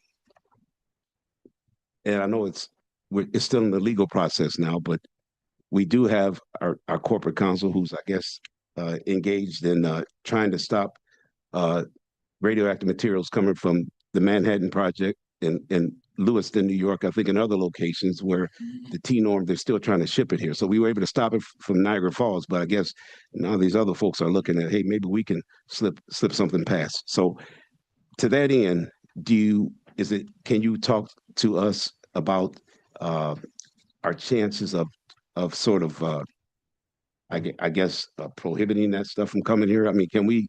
And I know again we have a lawsuit in it. There's a lot of things you probably can't disclose because of we have to go into closed session, and I'm not trying to get us there. But is there anything further that you can enunciate on that topic? Commissioner, I wouldn't feel comfortable within the confines. I wouldn't feel comfortable speculating as to the results or what we anticipate. What I can give you every assurance in the world of is that the county executive will leave no stone unturned to stop all of this from coming to Wayne County. So the county executive has already demonstrated that. He'll continue to demonstrate that leadership and put our money where our mouth is. And we just don't believe any of it should be here. That's good enough for me. Thank you, sir. Thank you for your time. Thank you. Thank you, Chair Kinloch. Thank you. Commissioner Baker McCormick. Thank you, Mr. Chair, and thank you all for being here. Thank the executive for the work that he's doing, and moving us in a positive direction. I think you said 11th balanced budget. Is that correct? That is correct. Long way. We came a long way because I remember a time when it was so different. So, with that, legacy, I'm always talking about, how we move forward and ensure that we, retain and the knowledge, succession planning, all of that good stuff. The turnover rate, I think, is something that we see reoccurring, and just wondering if there is a plan to retain the folks that we have, and then retain some of the institutional knowledge that so many of you lifers that have been with the county for a very long time. We're all getting older, and as we retire, we want to make sure that we keep that knowledge inside. So, any thoughts on that, or? I have thoughts on a few things of retaining. I guess I want to understand your question. Is it sort of in general, what are we looking at to retain this talent, keep it in Wayne County? Is it a pension conversation, or is it just overall? Succession, retention. Yeah, so we're analyzing it daily. I can certainly tell you that we're looking at some pension improvements that may or may not, resolve some of those issues. We'd like to think they will, but we're certainly having those conversations as we speak. We've had some studies done. We have some more studies that we're getting ready to send down range. Of course, county executive is going to do everything with a laser focus on good government and financial security. But we are looking at those improvements. Another point that I could talk about is the performance evaluations. I mean, oftentimes the difference of an employee staying with our organization is somebody sitting down with them and saying, what is your career path? Where would you like to go? What would you like to see differently? What can we do to help you be more successful? And so again, to the credit of our Chief Operating Officer, Janelle Allen, those have been implemented, and it's been received in a very positive manner. And so hearing from the employees, knowing why we're losing them, knowing what their concerns are. And we also have increased our exit interviews. When folks do leave, we want to know why. And so we're collecting that data, both here at the exec's office and also with the sheriff's office. I can speak to in particular. They've been collecting exit data, which is very helpful and allows us to form a strategy going forward. Thank you. Thank you. Okay, so we will go to Commissioner Clemente and then Commissioner Anderson. Yes. Thank you, Mr. Chair. Announce. I kind of wanted to ask about that performance. We've talked about this before, about the exit interviews and maybe changing some of that because we're not getting a high number or quality. This is the first year that we've implemented this, correct? That is correct. It would be in the third quarter. Well, and the fourth quarter will end September 30th. And then that data that you're collecting, will we see that somewhere? Will someone's taking it and looking at it, and we'll have reports on it, right? So Yes. it's our first year. We can absolutely make that available. Yeah. So I think that's something that, we're all concerned about because there's less people, there's more work, and we want to make sure that we're getting all that and we know about it. So I appreciate that. I also wanted to ask a question about this. The Violent Crimes Reduction Initiative, is that just the county and the city are working together? How that's funded through just the county, through us? We don't get any grant funding or anything for that. That is correct. At this time, there is no grant funding, but it is the city of Detroit pays for their portion of it, and we pay for ours. Because when I go to my meetings, I represent part of Detroit, and I do hear from our officers about how things are working. I wasn't sure exactly how that, and I think it's important nationally that we're seeing things happen. And I think that people need to know that we are doing something here in our county that is important and working on reducing that. So I think more ads or communication on that would be very important. So thank you very much. That is noted. If I could just respond, when we talk about it, I want to be very clear. The Violent Crime Reduction Initiative is Detroit centered, but it very much so is accessible and available and assists throughout all of Wayne County. I have an entire list of cases throughout each of your districts that the task force, was involved in. And so they're available. They are an incredible resource to these local departments, especially the smaller departments. When you think about the tragic situation with the Melvindale police officer dying, when you think about the two Southgate police officers that were recently shot, when you think about the homicide in Romulus and Wayne, I could go through all these communities and we have data and it's in real time. So we will certainly do a better job of informing the commission of exactly what is going on, and it will make a note and promise to see that through. But that information is tracked in real time and it's available at any moment. There is an incredible intelligence staff that is built into the task force. So it's not just a bunch of police officers, but it's actually a bunch of folks that are keeping real-time data. And it's not just statistics, but it also talks about what we need to do next to reduce crime. When you think about a task force, again, throughout Wayne County that has taken 5,200 violent offenders, 5,200 since the task force was formed, 400 firearms. It's very successful. And so we also know that crime doesn't have borders. And so we focus there, but we're certainly in the rest of the county as well. Thank you. Okay, Commissioner Anderson. Thank you, Mr. Chair. Just wanted to ask, it's probably in the and for some of the information that we've been provided, but didn't see a clear answer to the number of FTEs this proposed for this budget versus the current year budget. Can you take that one?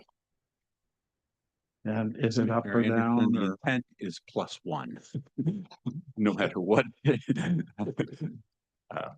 And you basically, if you look kind of year over year at our salary expense in the department, we're about, I don't know, 4.5%, 5% higher year over year, which is reflective of the market, particularly on the lower end, where we have paid more than we have historically paid for comms, entry government affairs, and constituent, which everybody's going through this simultaneously.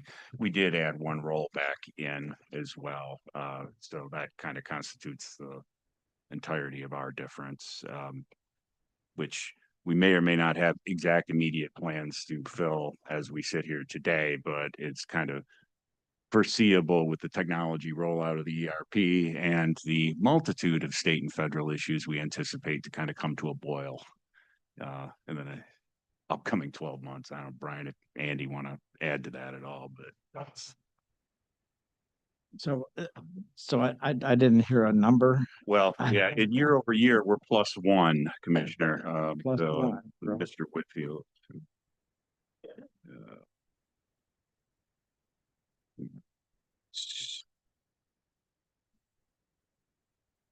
Commissioner Anderson, reading page 3 of the Commission Fiscal Report, 31 for. Actually, we're 0. We're even year over year, 31 and 31, and 41 inclusive of the task force. So 31 and 10. And those are including the vacant positions. That's right. That includes vacancies, Commissioner. Okay. All right. Thank you. Okay.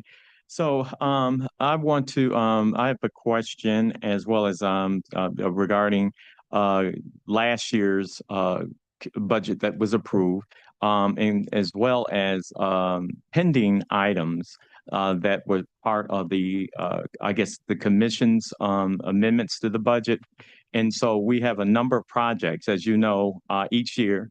The budget is received by us, and then we work with the administration to agree upon certain changes. According to our staff, none of those budget amendments and those actions that we have included in the budget have basically been fulfilled. right now we have the grant program, and I'm wondering, Mr. Kendrivis, what's the status of the grant program with the new fiscal year beginning? We put the grant program in the executive budget when we previously, a couple of years before, we had put it in the commission's budget because we was concerned about the timing of it being executed. And so October 1 is here, and we're just wanting to find out the status of that, as well as all of the other budget projects. So we will have, moving forward, a standing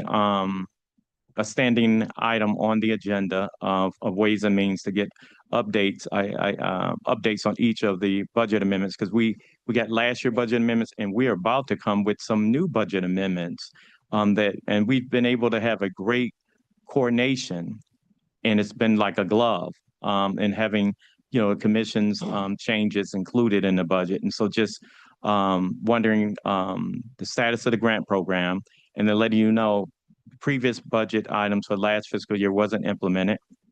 And now we're in this fiscal year, and we're going to come with some more budget items. And so moving forward, we'll have a different framework of, just staying on top of them. But yes. Sure, Mr. Chair. The grant program currently is being, I don't want to call it vetted because that's an open word, but right now the Economic Vitality and Economic Development Department has been taking those projects as they've been received from the commission, putting them in an Airtable, collecting all the information that's there, which is shared with Corporation Counsel. Corporation Counsel has just completed an initial run through of all those projects that were received from the commission, with an eye towards making sure some of the fundamental issues, whether this is something that can be done, can be implemented, and then what would those KPIs, how would we judge a program like that?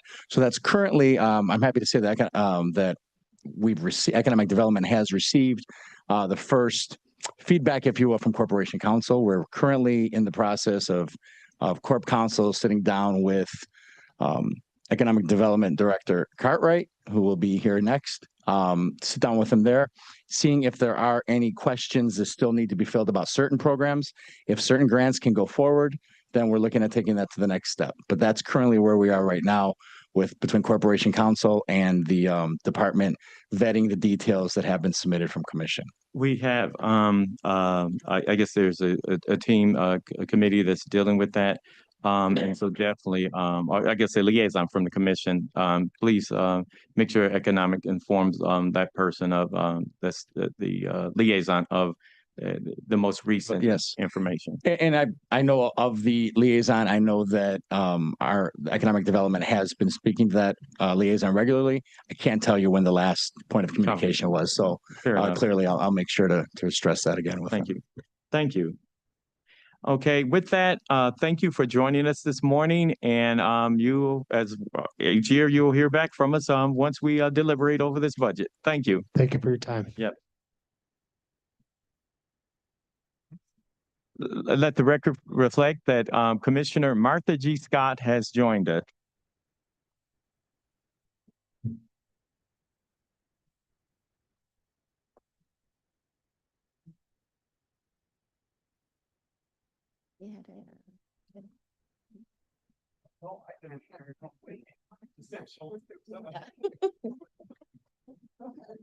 Up next, we have Economic Development Department. Okay. Good morning. Thank you for joining us. We have in front of us, we have the recommended budget from CEO Warren Evans as it relates to the next fiscal year for your department and the various divisions and functions. First of all, I would like to ask you to introduce your staff and then go into, as part of your presentation, talking about initiatives and priorities that were mentioned at the last budget hearing and at the start of this fiscal year, and then some of your upcoming priorities and future goals and objectives. also the challenges that you faced in this last during this current fiscal year, and any future challenges that you anticipate and how you will address those, and just the broader vision for the next year. Thank you very much. Good evening, Commissioner Kenlock, commissioners, colleagues. My name is Anthony Cartwright. I am the interim director of Economic Development Department for Wayne County. Thank you very much. Thank you. The Economic Development Department exists to deliver on some of the county executive's core priorities, building economic vitality, sustainability, and strong communities. Over the past year, we've made real progress. We attracted or retained more than 2,700 jobs, leveraging $312 million in new investment. 14 GFSA projects totaling nearly $27 million have been advanced, leveraging over $346 million in development. Through ARPA, we completed 2 major projects and launched 7 more. Our housing community development teams have initiated RFPs to expand affordable workforce housing, while our sustainability team has earned Michigan Green Communities Gold status and conducted countywide solar climate readiness assessments. Our land bank team is awarded by MSHDA for assisting the residents with energy efficient repairs and improvements, and we're at the forefront of eliminating blight in our communities. Looking forward to fiscal year 25-26 priorities include producing thousands of attainable housing units through rehab and new construction, focusing resources on our most distressed communities, and by eliminating blight and creating new opportunities, expanding transit accessibility, and launching the County Development Atlas and our Resilience Hub network. We will also manage approximately $43 million in post-ARPA projects, with 15 already approved and many more in the pipeline. Our budget adjustment reflects merit increases, expanded outreach, and new state sustainability resources, while responsibly reducing capital expenses tied to fleet programs. Importantly, no core services are being eliminated, and vacant positions will be filled to maintain full operational strength. In short, we are delivering measurable outcomes while positioning Wayne County for long-term growth, resilience, and opportunity. And I look forward in advancing this work. Now I'd like to introduce the Wayne County Land Bank Director, Anthony Cartwright.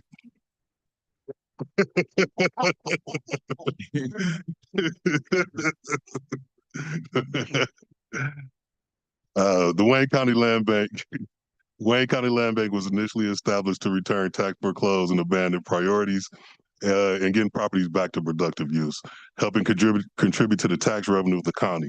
Now, more recently, the Wayne County Land Bank had transitioned from being a simply transactional-based organization, but becoming a more community-based organization that promotes rehabilitation and collaboration throughout our municipalities. 3 main objectives that drive the Wayne County Land Bank operations are preserving or increasing property values throughout Wayne County by actively developing vacant, underutilized, and blighted properties, engaging in community development projects that promote health, safety, and wellness, and working with state, local, and nonprofit partners to dictate distressed properties for public use. While the Wayne County Land Bank is independent authority, we do work closely with Economic Development Department to leverage its unique capacities for the Wayne County residents. The Land Bank is fully funded by our programming, which includes the sale of parcels, 550 special tax collection revenues, and quiet title performances. While the Land Bank employees are county employees, the Land Bank does not rely or receive any general funding to operate and pays the county back 100% for the administration of its employees. Our programming for fiscal year 24-25, and that's spilling over to fiscal year 25, is assisting homeowners in Highland Park, Hamtramck, and Redford with energy efficient repairs, assisting homeowners with exterior home repairs in Ecorse, Inkster, Lincoln Park, Melvindale, River Rouge, Taylor, and Wayne, assisting City of Dearborn, Van Buren Township, and Wayne Metro and Highland Park with the demolition and rehab of their special projects, and demolishing over 150 structures for blight elimination throughout the county to spearhead development. The Wayne County Land Bank has taken several steps to increase its revenue and decrease its expenses and improve our communities and ultimately improve our fiscal position over the years. Currently, the Wayne County Land Bank has a fund balance of about $10.3 million and cash on hand of approximately $1.8 million. Now I want to move on to our next department. To my left is Betsy. She is the community development director. Betsy, you want to head and introduce yourself? Hi, I'm Betsy Palazzola. As most of you know, I'm relatively new to the county. I think we just passed my 5th month here. So it's been a pleasure getting to know you, and I assume we'll continue to do that. I know we've had, as the sort of circumstances have dictated, different types of one-off conversations, but I'm still available for those as we move forward as well. It's been a pretty whirlwind 5 months, I would say. And I just wanted to thank Commission's partnership as we've had one dire deadline after another the whole time I've been here with HUD. And that's, I don't think unique to us. I think there's a lot of, as we've known, changes at the federal administration. We have people, I think, on the inside in the federal government trying to help us through, try to make sure that we do retain our funding for our services that are critical for residents. But it has come with some new guidelines and some new timelines. So again, we appreciate you guys bearing with us as we try to navigate that and also explain it to you as we learn it ourselves. I guess, you know, you're asking about some of the challenges and some of the successes. As Anthony mentioned, we have rolled out an RFP for housing that will help us unlock some older home and home ARP dollars. We're looking forward to receiving, as we also said, up to, you know, potentially hundreds, hopefully units of affordable housing. That could look like mixed income housing, that could look like revitalization of existing units in your communities. That could also look like permanent supportive housing. We have a homelessness issue, everyone does, and COVID hasn't helped. A lot of other economic factors haven't helped. And federal resources have actually stalled or decreased across the board for homelessness services. So right now we're in a position to hopefully try to get a good amount of people off the street and into permanent supportive housing. And we're hoping that we see some good proposals in this RFP. It's open until early October. So if you know of communities in your jurisdictions that maybe have projects or anticipated projects, that information is available online, or we can get it to you directly. Another major initiative that's taken a lot of time this year is launching the Community Development Block Grant Disaster Recovery Funds. As you all know, we have over 70 million in funding coming in response to catastrophic flooding that the county endured in 2023. We also know that that was not the only year we've had major flooding issues. No county is safe. We have a lot of communities that were built on old swamps, and we get a lot of rain here in the Great Lakes states. So those funds are going to be put towards everything we can to help improve infrastructure and try to reduce catastrophic events in the future. Right now, we're in the pre-planning stage where we're still working through all the federal requirements to get those programs launched. But as we do, and as contracts come through, you'll be hearing about those and, you know, have a chance to weigh in. We're also doing a lot of administrative work. We've got some new staff that we're going to be hiring to help add capacity in the program areas that I've mentioned. We also are sort of in a receivership of a number of older grant programs at this point, and we're working really hard to close those out and get the books straightened up and cleaned. That's a challenge. There's been a lot of turnover, but we're working really closely with our federal partners. We meet with them every other week. So there's some old dollars that we're trying to put to rest so that our, you know, overall sort of federal compliance view looks nice and clean. And then I think one of the big challenges that we have, excuse me, is that it is also no secret that the county has struggled in the last several years to meet our timeliness requirements under the Community Development Block Grant Program. This is something that is not unique to Wayne County. Many other jurisdictions have come through this, but it is a major challenge. We have done a lot of work, even in just in the last several months to get many projects out the door. We've been pushing really hard. We have this financial blackout and some turnover in our financial system. So we've been working with our partners in procurement and MMB to try to get as many contracts moving, as many invoices out. But there are some structural issues. I think we got in a hole during COVID, like many people did, but the timing is really challenging. We this year didn't receive our block grant awards until April 8th, and that timeliness test is in early May. So, and we still haven't received our CDBG yet. So we end up in this position where it's really difficult to spend money quickly enough to meet the requirements of what we have on hand. So we may be coming back to you all with some ideas about how to do that. We may have some more dire, unfortunately, deadlines before the year is up. But we, again, appreciate your partnership and thank you for your time. Thank you. Thank you very much, Bessie. I appreciate it. And to my right is our next division director, Director of Economic Vitality. DeLorean, please introduce yourself. Yes, good morning, everyone. DeLorean Holmes, Economic Vitality Division Director.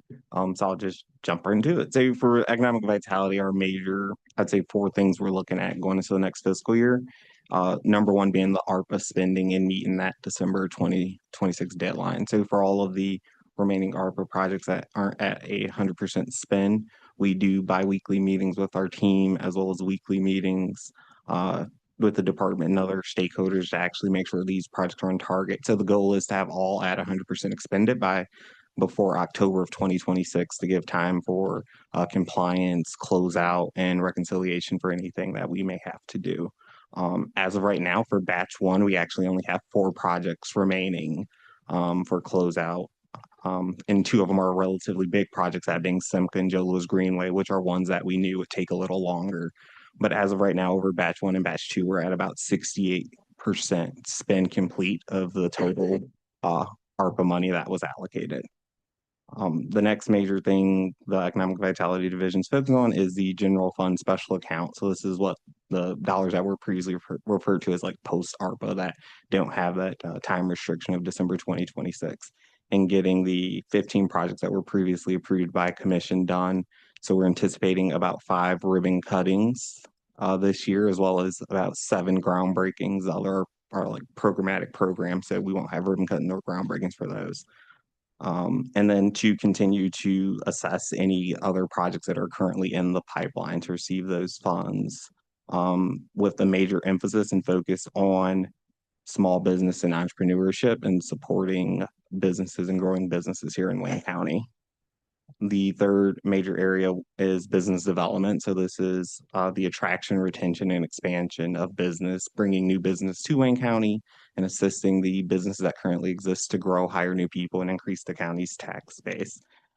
As well as continuing to do our quarterly business developer gatherings where we meet with business developers, the economic development directors, community development directors, and the DDA directors for the municipalities throughout the county every quarter to talk about trends we're seeing, things that are working well, and shifts in the landscape. Lastly is something that we're going to be rolling out is the new public-private partnership and TA assistance, where members of the Economic Vitality team will be available to teach various economic development and community-related workshops to the various municipalities and stakeholders who want to learn more. So like, how do we do this? How do we create a corridor improvement authority? Or how do we do a public-private partnership between like the land bank and the municipality to do a request for proposal for an assemblage of land to attract a development there, as things we will be offering to help create and maintain vibrant communities. Lastly, I will hit on some of our big project wins from the business development side for the previous year. So Detroit Diesel, that is a project that a business development manager worked on in Redford Township. That project retained 2,000 jobs and added another 436 jobs. So that's about a $285 million project.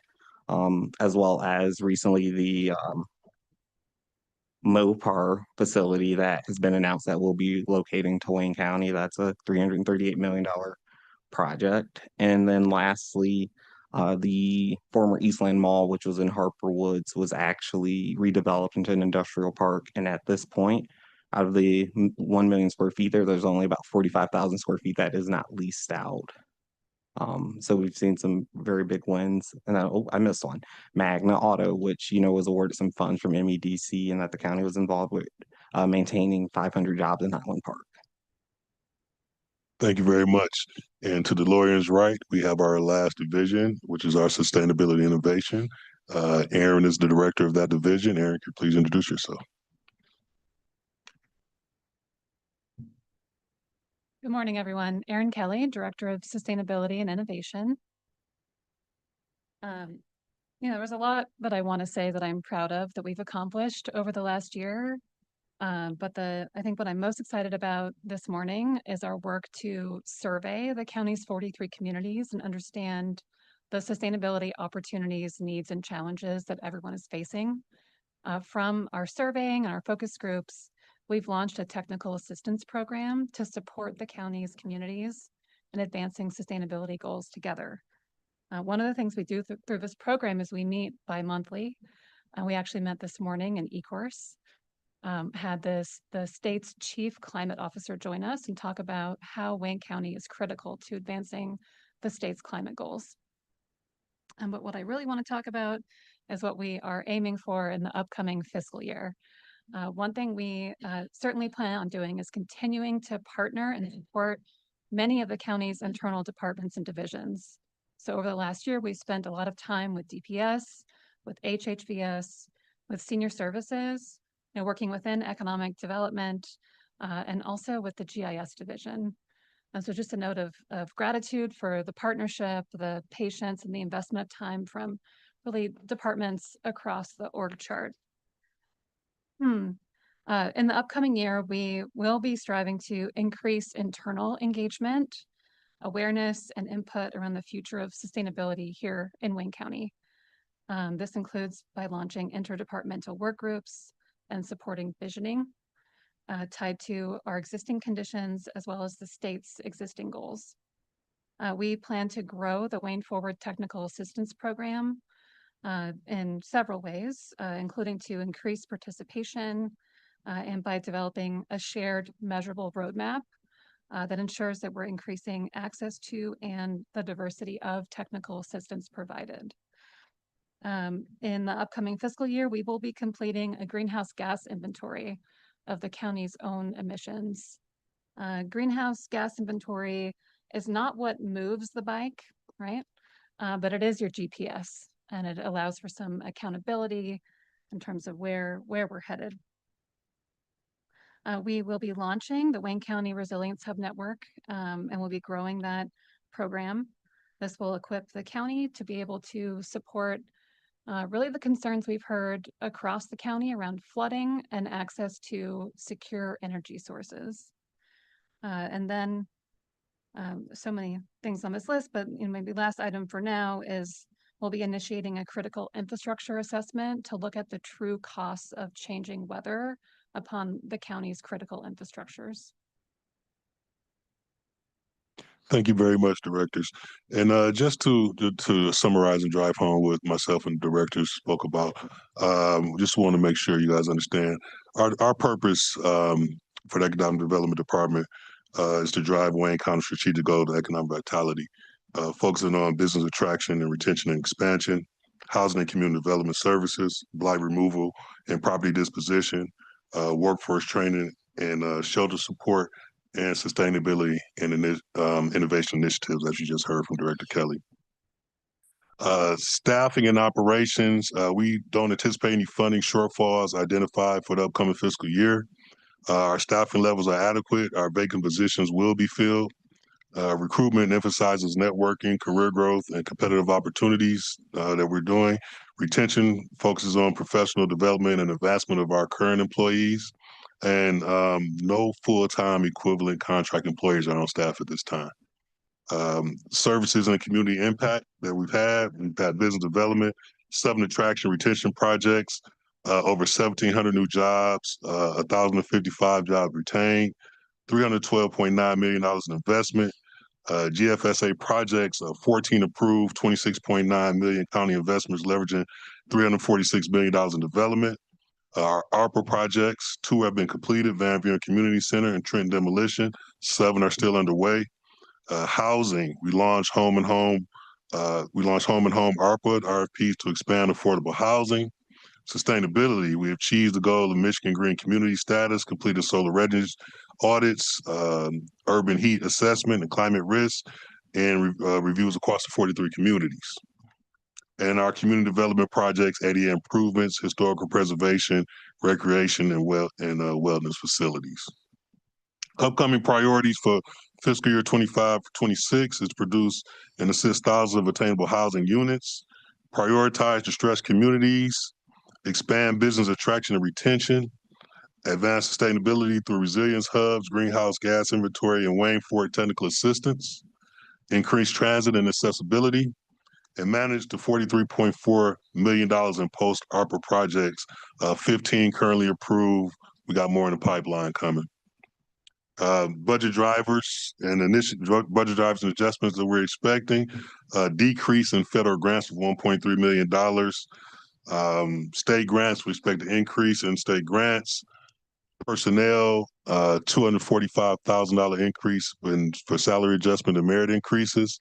Supplies are up $71,000 for community outreach and resilience hubs.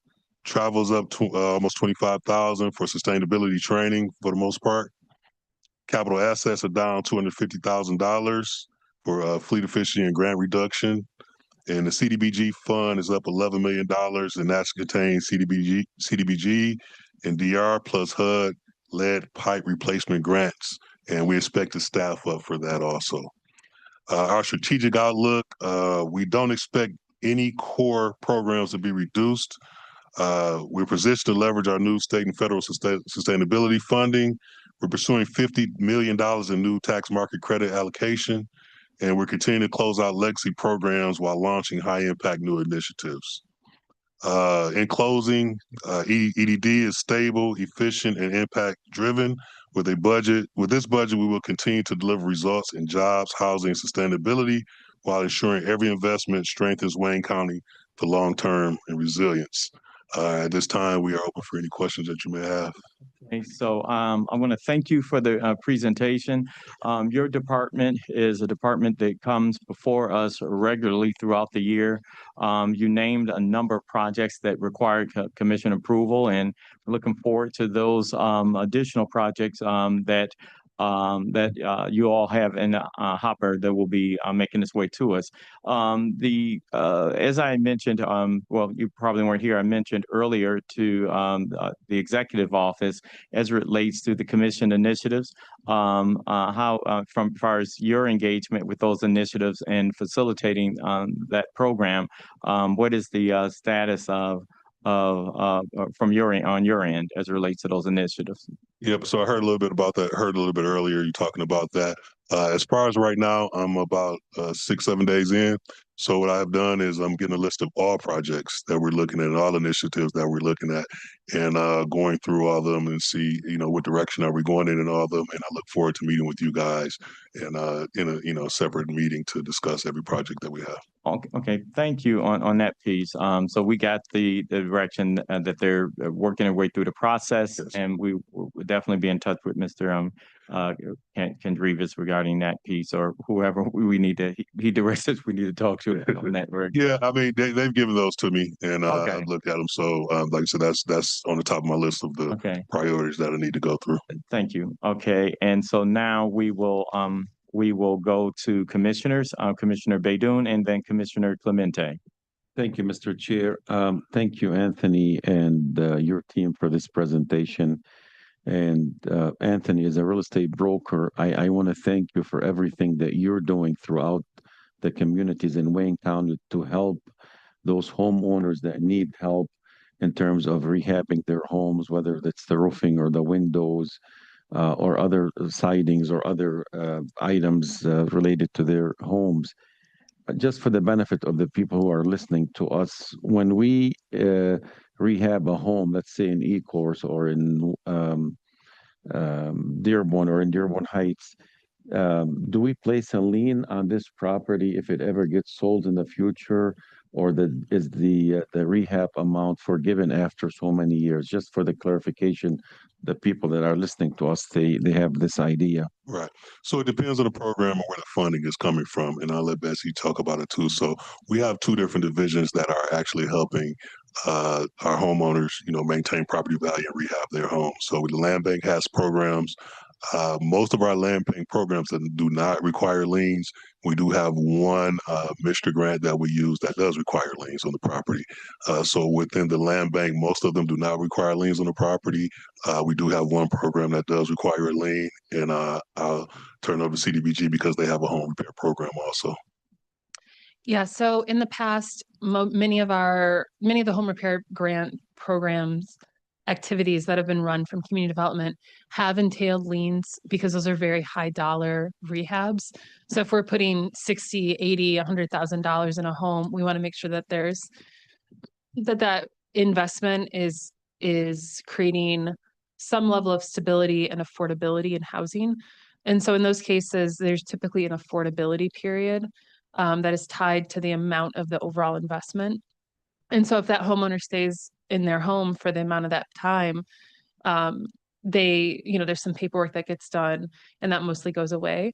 In some cases, if somebody needs to move earlier, then either that affordability period has to shift to the next homeowner to make sure that it remains an affordable housing unit per federal guidelines, or in some cases that's paid off. So there's an amount that gets paid off. So moving forward, we're trying to simplify and streamline some of our home repair that we're doing and bring some of those project costs down to be able to do more homes. And in those cases, we'll probably see fewer liens. But for now, we've had a number of programs throughout time that do still have liens out there. Okay, you mentioned about the recovery fund that has about $70 million in it as a result of the floodings that we had recently. Like cities of Dearborn Heights were hit hard during the flooding.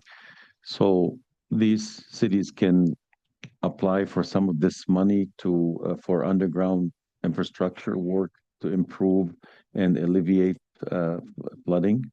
So we actually, when we were setting up this particular award, did a whole round of engagement with all of our communities to ask them what their needs were. And we did collect projects from certain jurisdictions that sent them in, including from Dearborn. Dearborn has been hit really hard in recent years. They were actually spared somewhat for the 2023 disaster. And so we have to first tie recovery costs to the 2023 disaster there. And then we have to look at a bunch of things like what is the prevailing income in the particular census tracts that are being served with that housing. And we have to look at, federal, like are the activities that the jurisdiction needs help with eligible for this program. So there's sort of a triage of eligibility that we have to go through. So we're aware that Dearborn has needs and has been making requests of the executive's office. But like I mentioned before, right now we're kind of in a pre-planning stage. We got the gist, we got the data to HUD to say, yes, we do as a county overall merit this award. And then we're working with DPS really closely in particular to hone in on what those projects will be. And just so everyone knows what to expect, we're still like maybe a third of the way through the upfront compliance requirements to launch that program. So we're not going to be seeing very much of anything, especially construction related, until probably next fiscal year. We hope to get some activities and planning dollars moving earlier than that. But a lot of our programs probably won't even launch until fiscal year 27. Okay, thank you. Yep. Thank you. Okay, Commissioner Clemente. Thank you, Mr. Chair. Hello, everyone. Welcome. Thank you so much for all the work that you do. First, Mr. Cartwright, is all your information the same from the land bank if we have to get a hold of you? Okay. Very good. And second, so the ARPA money, there's a time on that. And I remember when I sat on economic development, there was a possibility that there might be some funds that might be extra on some projects and we still might have to spend them. Do we have any detail on that? Or is that something that you could share with economic development later? Yeah, I can give a quick answer to that. So right now, for all of our ARPA projects from batch 1 and batch 2, there's been like 1 or 2 projects that came slightly under budget, but that's been by about like $15,000 or $10,000. So for a majority of, I'd say all of them, their actual estimate and projections have been like spot on to the amount that the county awarded.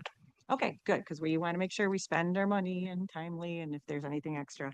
The HUD led pipe grant, exactly how does that work for our communities? So that was through the CPF program, which is congressionally allocated. So that was Congresswoman Rashida Tlaib's leadership that brought certain funds down to her district. That's one that the county is facilitating, but not leading so much. The communities were put in their requests a few years ago now, and that funding now is going through environmental review. So because community development has a qualified environmental reviewer through HUD, we are the RE, which is the responsible entity. So right now we're going through, like I said, all the due diligence. That's still an administrative processing. So we're doing like the action plan. We're working with with HUD to get all the paperwork done. And then we're going to be helping to provide oversight, make sure that compliance is done properly. We're going to be probably hiring like an engineering firm to oversee the work because it's you want to be careful about what you're doing. You want to make sure that if you're digging a pipe in someone's yard, for one, you're not making a mess, but for two, that like you're really accurately identifying what you're finding so people can be flagged for lead placement in the future. I know the state has put some mandates on everyone about lead lines, and my front yard is tore up right now just to, yeah. But I also know the administrative overhead of all the paperwork when you're dealing with federal compliance and HUD is a lot. I was just wondering how that worked its way. And thank you for being in eCourse this morning. I'm sorry I had to miss that, but keep up the good work. We want to see more economic development for sure all throughout the county. And, you know, economic development is a driver for workforce. So it's very important. So thank you. Thank you. Commissioner Peterson Mayberry. Thank you, Mr. Chair. I echo my colleagues' sentiments around economic development. My district is Old Detroit. And so the partnership from the county and the city is one that I think for our potential developers, I've been contacted by several of them for the city, and there are a couple of projects. So thank you for the question around ARPA, because I was going to ask about that as well, as some very informed residents in the city understand how this works. And they're educating me a bit on some of these things, but I'm wondering if for that RFP that you mentioned, this whole educational process about here's how the process works, here's what you should be doing, because there's a lot of misnomers out there around what the process is, and some appear to know it better than others. But just what does that look like as we try to educate our community on the resources that are there and then how they can actually be a part of this process? We want the development, and I know of several developments that are happening in neighborhoods right now, and they are looking for county support. Sure. So I will actually say Detroit and Detroiters are really leaders on affordable housing development. The city has done a tremendous job over in the last decade to do a lot of that, to get a very robust pipeline going. And we're actually in pretty close communication with them. I used to work with them as colleagues, and DeLorean did as well. So we're bringing some of that to the fore and doing some collaboration. We've gotten a lot of interest actually from Detroit entities about the RFP. Detroit typically does receive a lot more funding than we do for each federal program that we award, but we are in the position where we need to move sort of quickly on some funding that hasn't spent for a while. So for this round, we are open to receiving Detroit proposals. We do have requirements in there that those proposals can demonstrably benefit a certain proportion of Wayne County residents. And that may look different depending on the nature of the project. We are particularly hoping, just because it makes it seem more like a genuine effort to do that, that these, probably a lot of the projects that we end up supporting are going to be more on sort of borderland areas. So community area, if there's a project in Detroit, probably it's going to be somewhere around the Detroit-Wayne County border, whether that's Dearborn or Highland Park or Harper Woods. But then I think for some of the pipeline questions, I do think that we have catching up to do throughout Wayne County communities. I think the interest is a little different. I think maybe the framework's a little different. The markets are different. The appetite is different. And we're trying to get, we're going to be doing a few things. So we have in the pipeline process, we are anticipating that we'll get projects that are at various stages of readiness. So we may get some shovel-ready ones to get money out the door, but we may have ones where we say, you know what, this is promising, you guys aren't ready, but let's keep talking. And that's one of the staff hires we're going to be making, is someone that can help be an expert in that. I think we're going to be, I've talked to DeLorean about that TA program he mentioned that's going to be open to different people in the county. And I think this is one of those topics that we'll definitely put on the curriculum, in addition to, I'd like to, I'm a federal grant person, so we'll put some of that in there. And then I think we'll see what we get from the RFP. We're pretty excited. Last I logged in there and checked, we had almost 30 draft applications, which is like real exciting. So yeah, we'll be back in front of you guys with some info on that, but. Okay. Thank you, Mr. Chair. Thank you. So I want to thank you all for joining us this morning. We have, Commissioner Martha G. Scott will be the last. Yes. Yeah, thank you. Well, I have to thank Mr. Cartwright. He kept him very busy in my city. Oh, I'm sorry. Oh, okay. Oh.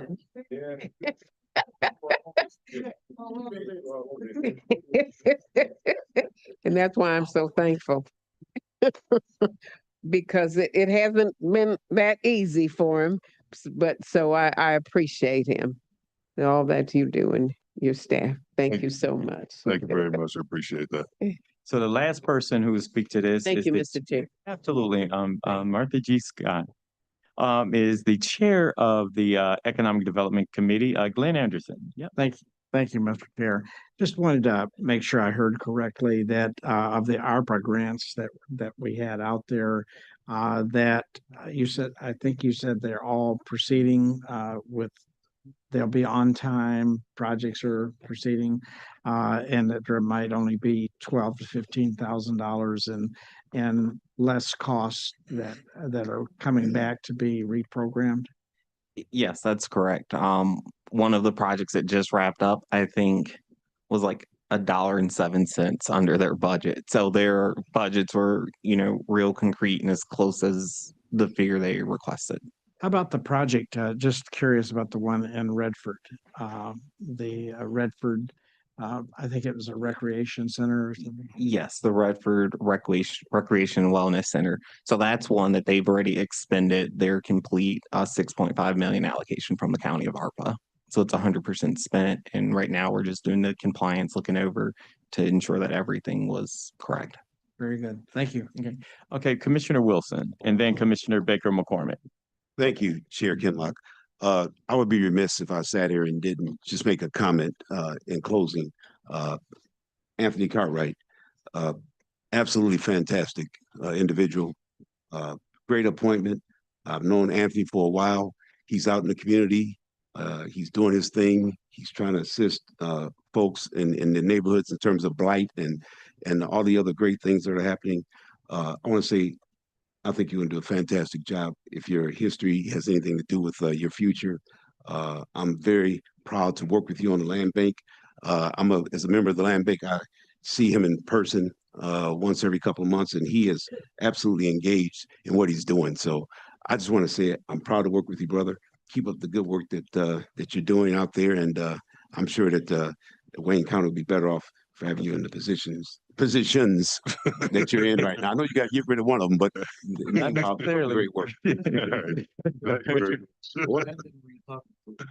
Was it two of them? No, no, the one for the land bank. Oh, okay. Okay. Thank you, Beidou. I'm speaking of both of them. Both Anthony's are great. Thank you. Thank you. Thank you. Commissioner Baker McCormick. Yes, I too want to thank you for all the work that you do. Commissioner Anderson mentioned the Retford project, which is coming along just fine. We're almost there. As well as the Minnock Park project is coming along great. So our constituency, very happy. And thank you for your work. Thank you very much. Thank you again for your great presentation and bringing your entire team. Let me also ask you to introduce any other staff persons or folks who are part of your team who may be present. Absolutely, absolutely. Let me see who's here. We have Wanda Taylor, and Wanda handles our budget and finance for EDD. Jeannie Fields, she's the deputy director of CDBG. Lucius Anthony, assistant director for economic vitality. And Ann Wistow, who is doing a lot right now since I've transitioned, who's the deputy director of the land bank. Anybody else here? I think that's, oh, and of course, Mr. Andy Kandrevis, who's godfather of them all. Well, thank you again, and we'll definitely be in touch. Thank you. Thank you. And can you come here for a second, please? Thank you.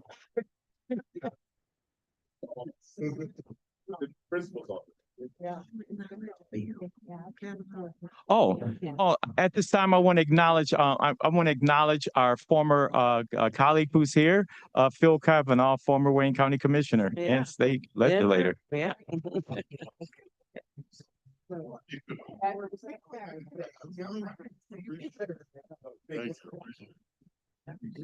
Good job. Thank you. I got no value.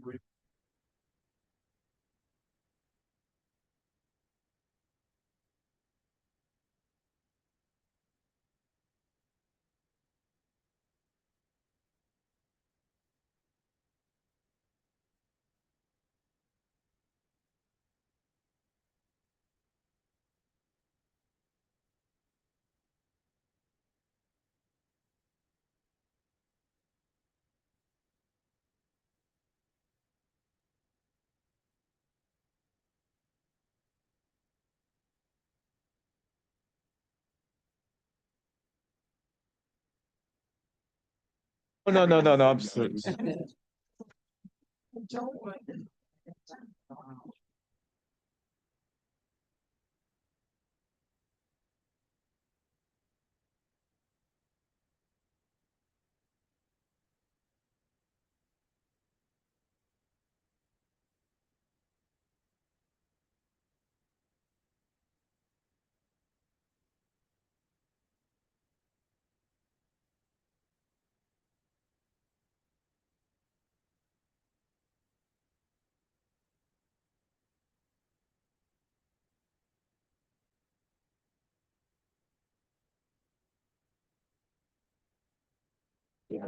We're gonna take a 5-minute recess.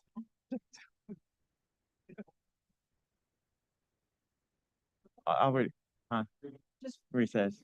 So- Okay, yeah, okay, thanks. Oh, me too. Ooh, my bad.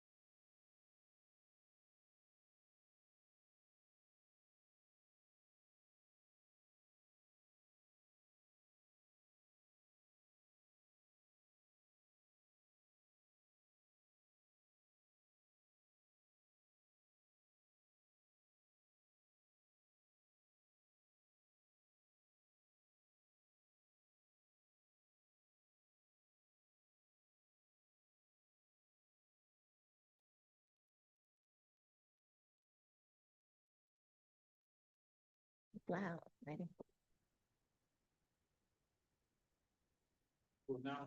Your mic. Mic. For your mic.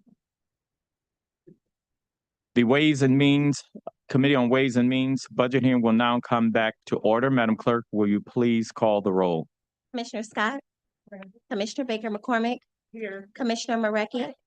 Commissioner Clementi. Here. Commissioner Anderson. Here. Vice Chair Bajun. Here. Chair Kellogg. Present. We have a quorum present. Thank you. Madam Clerk, next item. And now we have management and budget.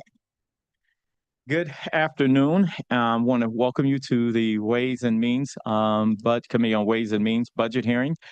We have in front of us the budget that you prepared on behalf of the county executive and have submitted to the commission that speaks to the budget request for your department for the ensuing year. Yes, your department had a lot of change in the beginning of the year. We absolutely expecting further enhancements in the upcoming year. So we're excited to hear your presentation. First, you will start off by introducing your team who is at the table joining you today, and then you can begin your presentation. Well, thank you, Committee Chair Ken Locke. Appreciate that. Again, I'm John Wallace. I'm the Chief Financial Officer of Wayne County, and I'll go start over here. James Tatum, FP&A Consultant. Hi, Jeanette Colzar, Chief of Staff for M&B. Philip Whitfield, Budget Director. Okay, with that, I'll get started.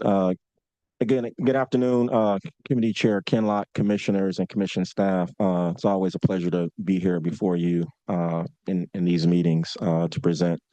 Want to give a special thanks to Commission staff, obviously Terrence, Mary, Stacy, and all, the staff for helping, put all the questions together and do your diligent analysis and review of the budget. Again, I want to thank my team, my leadership team, the budget staff, and all of our leadership team, as well as putting their budgets together. But I also brought here today, I think Mike Jamison should be online. He should probably introduce himself, our budget director, our Connect 43 director. Hi, through the chair, Mike Jamison's on the Zoom. Okay, so Jeanette Coulter, our Chief of Staff, and Mike Jamison will help with the presentation. And then James Tatum is going to help out on the non-departmental. Thank you. This budget request is designed to ensure that our people, process, and technology is in place so we can continue to serve Wayne County effectively with Oracle, DMBS, our expanded support and discipline for financial governance and prudent financial discipline. We are not just managing dollars, but we are building a foundation for continued and long stability and accountability, as well as transparency and efficiencies for our residents and our employees for Wayne County. Next slide. Next slide. Okay. This chart here is really just our high-level organizational chart currently made up of M&B. I guess the real points here is to make note of is that our budget box or our budget director slot is now filled. We brought in Phil Whitfield several weeks back. He's drinking by the water hose right now and here about a fire hydrant. So thank you, Phil. We're really glad to have Phil. We think that Phil is going to be the start of us really redesigning the whole budget process for Wayne County, along with the new system that we're putting in. So we think the timing is perfect. And also with Phil's personality and really trying to, help grow our staff and really, work with the staff to grow them into what we really ultimately want them to be most efficient and effective for Wayne County.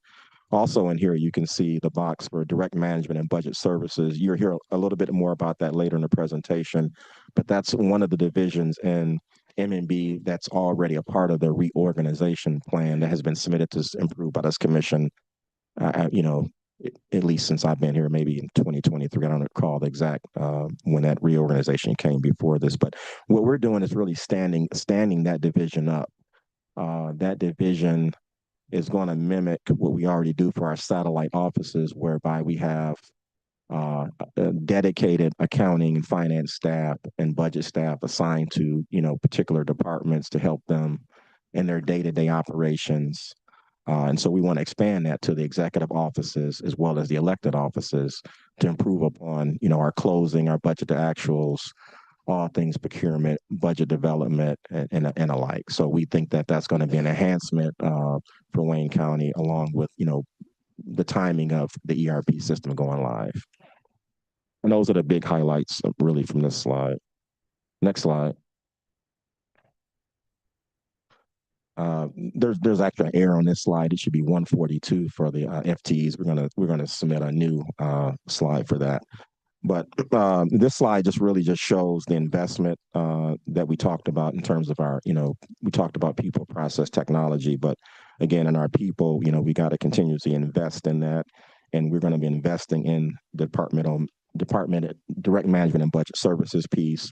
And we're also investing in our grants operation, where we're going to be bringing in a few more folks to help us on our compliance volume, as well as building out the development group for Wayne County. But we're probably going to be coming back sometime in the future to continue to build out that grants development department. So that's really what this would show in terms of our FTEs. Next slide. Sure. I'm sorry. Yeah, on that slide, there's an error. There should be 142 FTEs for fiscal 26 instead of the 129. This slide is just somehow the slide in our share drive just didn't get. Yeah, we're going to reshare that slide with you all. Thank you. Next slide. And this slide here just again shows, this is the budget here in itself, and obviously you can see, the personnel costs going up, which we talked about, what's driving that really just the normal, year-over-year increases along with the additional staff. But then it's also driven down by, as we go online with the Oracle ERP, you're starting to see the contract services line start to decline, which would include, some of the Oracle implementation costs along with staff augmentation costs that should start to drive down. But that's going to be a new line because obviously as we put the new system in, it's one thing to go live, but we got to maintain the system. So there would be a continuous PMO staff that's going to manage, this system into perpetuity. So that's something that's always going to be a part of our budget going forward. But again, this budget covers staffing, operational training, Oracle implementation support, the DMBS expansion. Obviously, it also includes, again, some staff cutover costs, and obviously the stabilization training, and then our desire to really roll out our KPIs, metrics, and dashboards, obviously to share with this commission along with, the executive. Next slide. This slide just gets in some of our key contracts. Obviously, Oracle is one of our larger contracts right now, along with Pierce Monroe and Associates, which is mainly the staff augmentation staff that's working on the project daily, as well as several staff that are sort of filling in for the subject matter experts that are really doing double duty with the implementation along with doing their day jobs. And then on the right, it gets into some other staff augmentation related to procurement with PCG, Insight Global, Riemann, Chiron is our pension analyst. And then there's a few other contracts down below that we'll be bringing before this commission in the near future. Next slide. This slide just gets into, really some of our accomplishments and just really the work, not so much accomplishment, but the work we do. We continue to maintain and continue to focus on, how do we continue to maintain and grow the trajectory of Wayne County's bond rating. And so we got that listed there. And then just getting into, what we do in the procurement department. Procurement's worked on, upwards of 117 million in contract awards. You can see the hard savings number there. We also ramped up, working with our guy, James Tatum here to start resuming, presenting our quarterly budget to actual reports to this commission, to this committee, that is. And you can kind of see some of the grant work that we've been doing in terms of dollars listed at the bottom. Next slide. And with that, I'm going to turn it over to Mike Jameson, our Connect 43 project director. But before that, again, at the end of the day, I mean, you know, why are we implementing Oracle? We're implementing Oracle to, you know, build a stronger foundation for efficiency and transparency here in Wayne County for our residents and our employees, so they can, you know, we can make faster decisions and all the like. But with that, I'll turn it over to Mike to go through some of our Oracle accomplishments and training and some of the other go lives we got taking place this year. Mike. Yep. Thanks, John. You move to the next slide. So, you know, you've probably heard us talk about this over the course of the various, you know, stakeholder meetings and town halls and updates, you know, from the steering committee. But we've accomplished a lot in, you know, 2025 fiscal year, as well as, you know, calendar year 2025. Starting with, we went live with HCM, as you all know, in July of 2024, and that was really considered phase one. There were 3 additional modules that were part of phase 2, and we are happy to announce 2 of the 3 have been moved to production.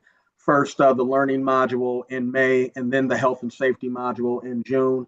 And we have started the process of preparing for the launch of the talent module, which will happen next week and then be made available and fully rolled out to the masses starting at the end of this month, beginning of October. But we at the end of this process will be fully implemented with HCM, and then that kind of segues into the 2 major implementations for next month, starting next fiscal year, the finance or enterprise resource planning system, and then a few weeks later the budget or enterprise performance management system.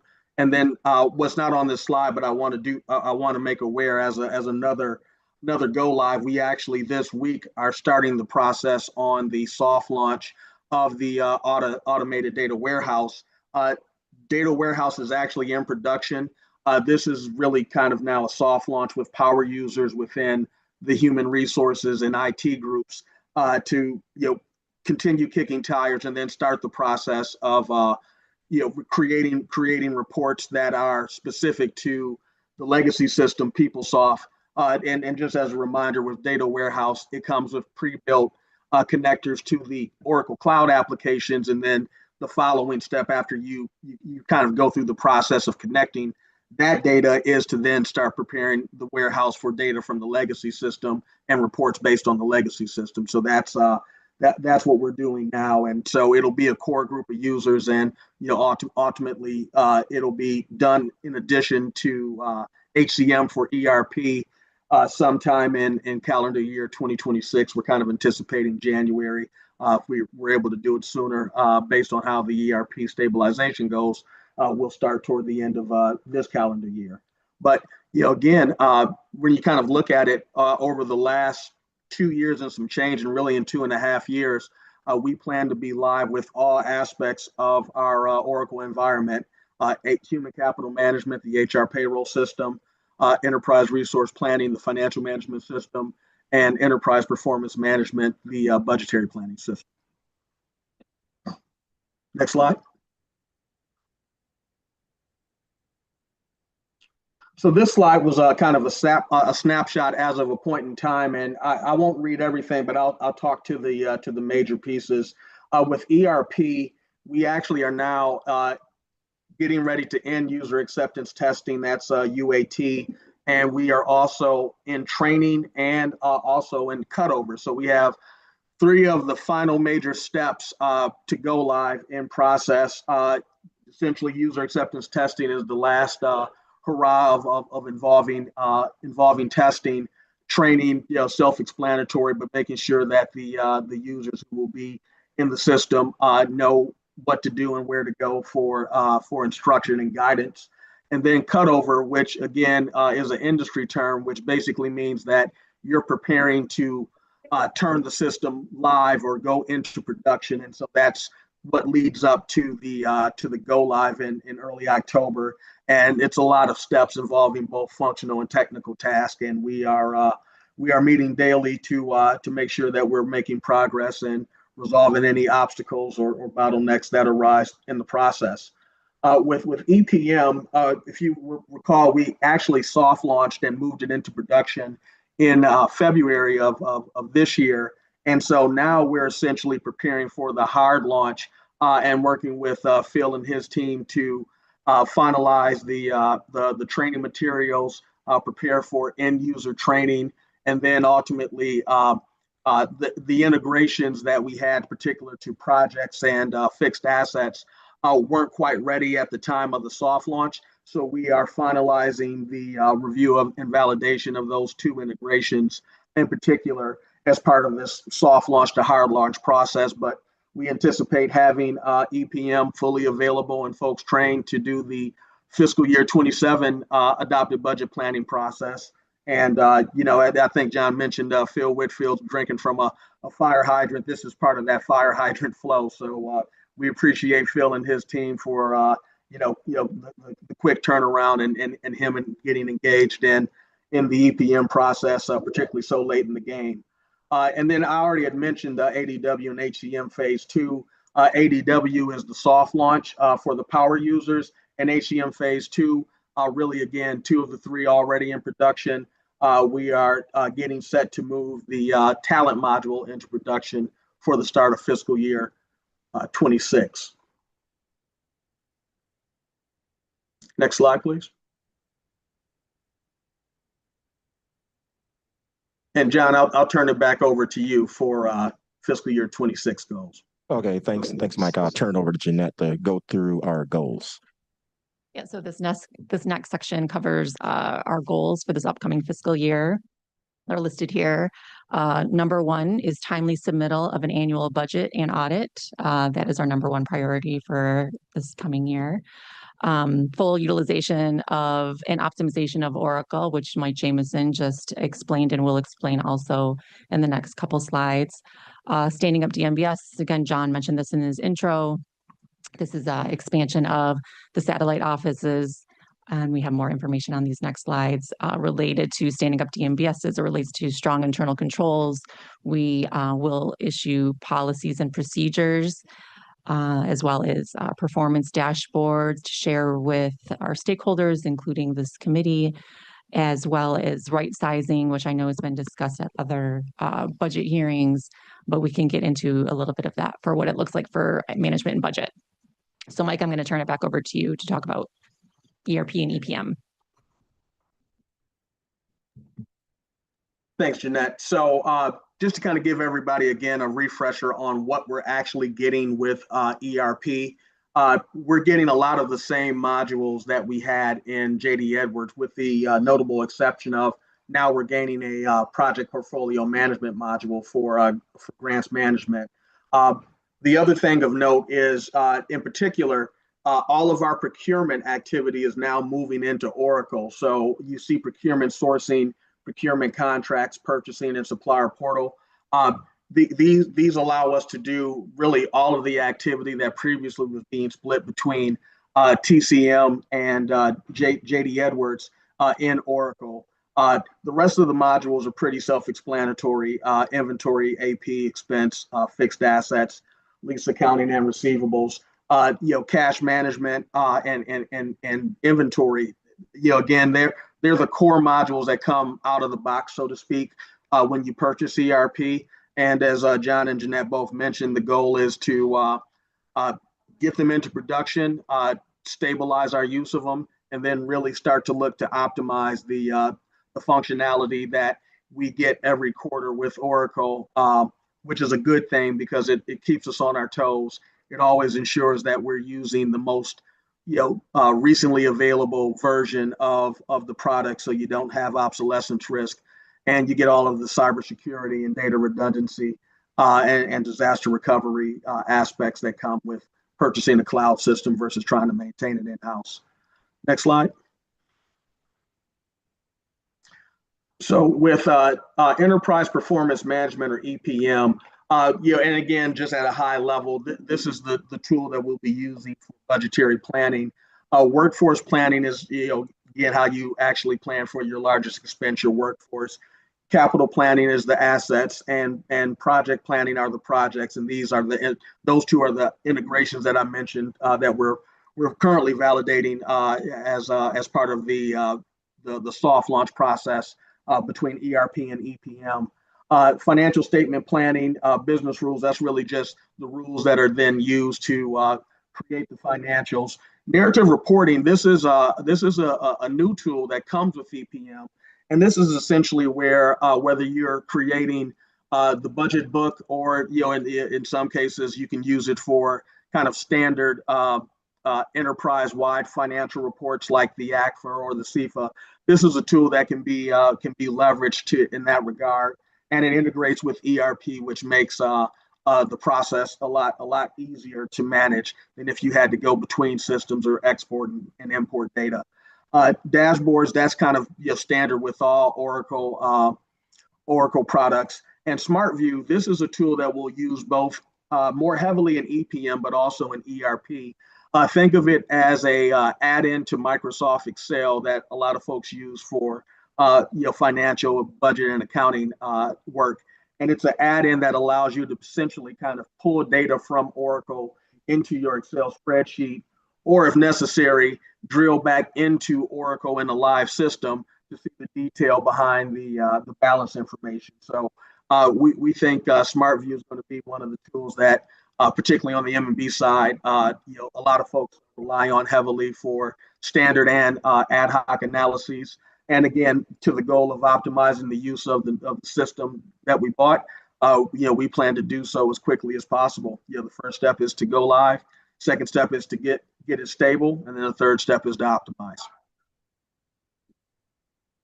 And I think this is a great segue into the next few slides related to DMBS, because again, part of that continuous improvement and continual evaluation of business process reengineering activities, the DMBS structure lends itself well to the optimization of Oracle. So John, I'll turn it back to you. Well, thanks, Mike, for that update. Jeanette, you want to update this? Yes, Direct Management and Budget Services, DMBS.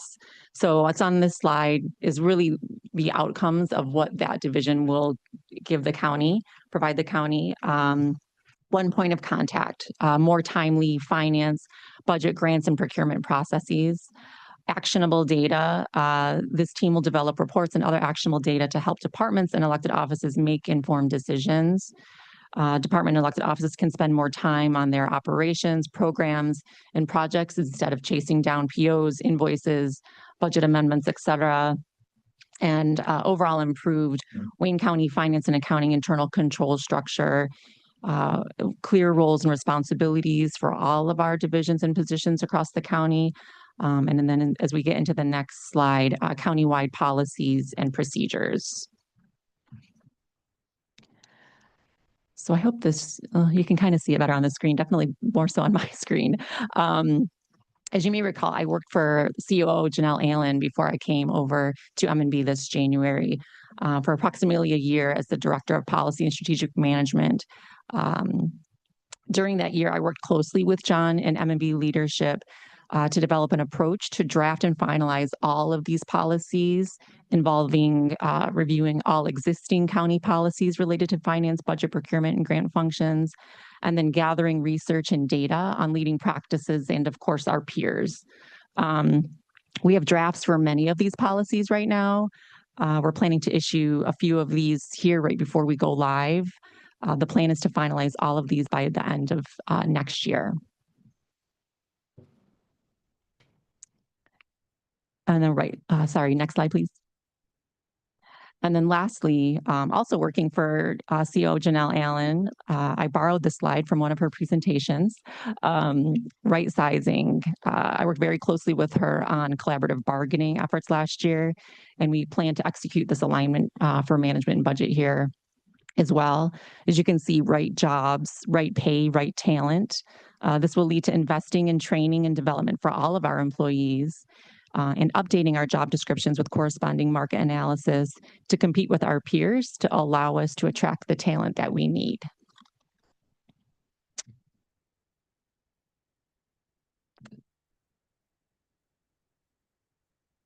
Next slide.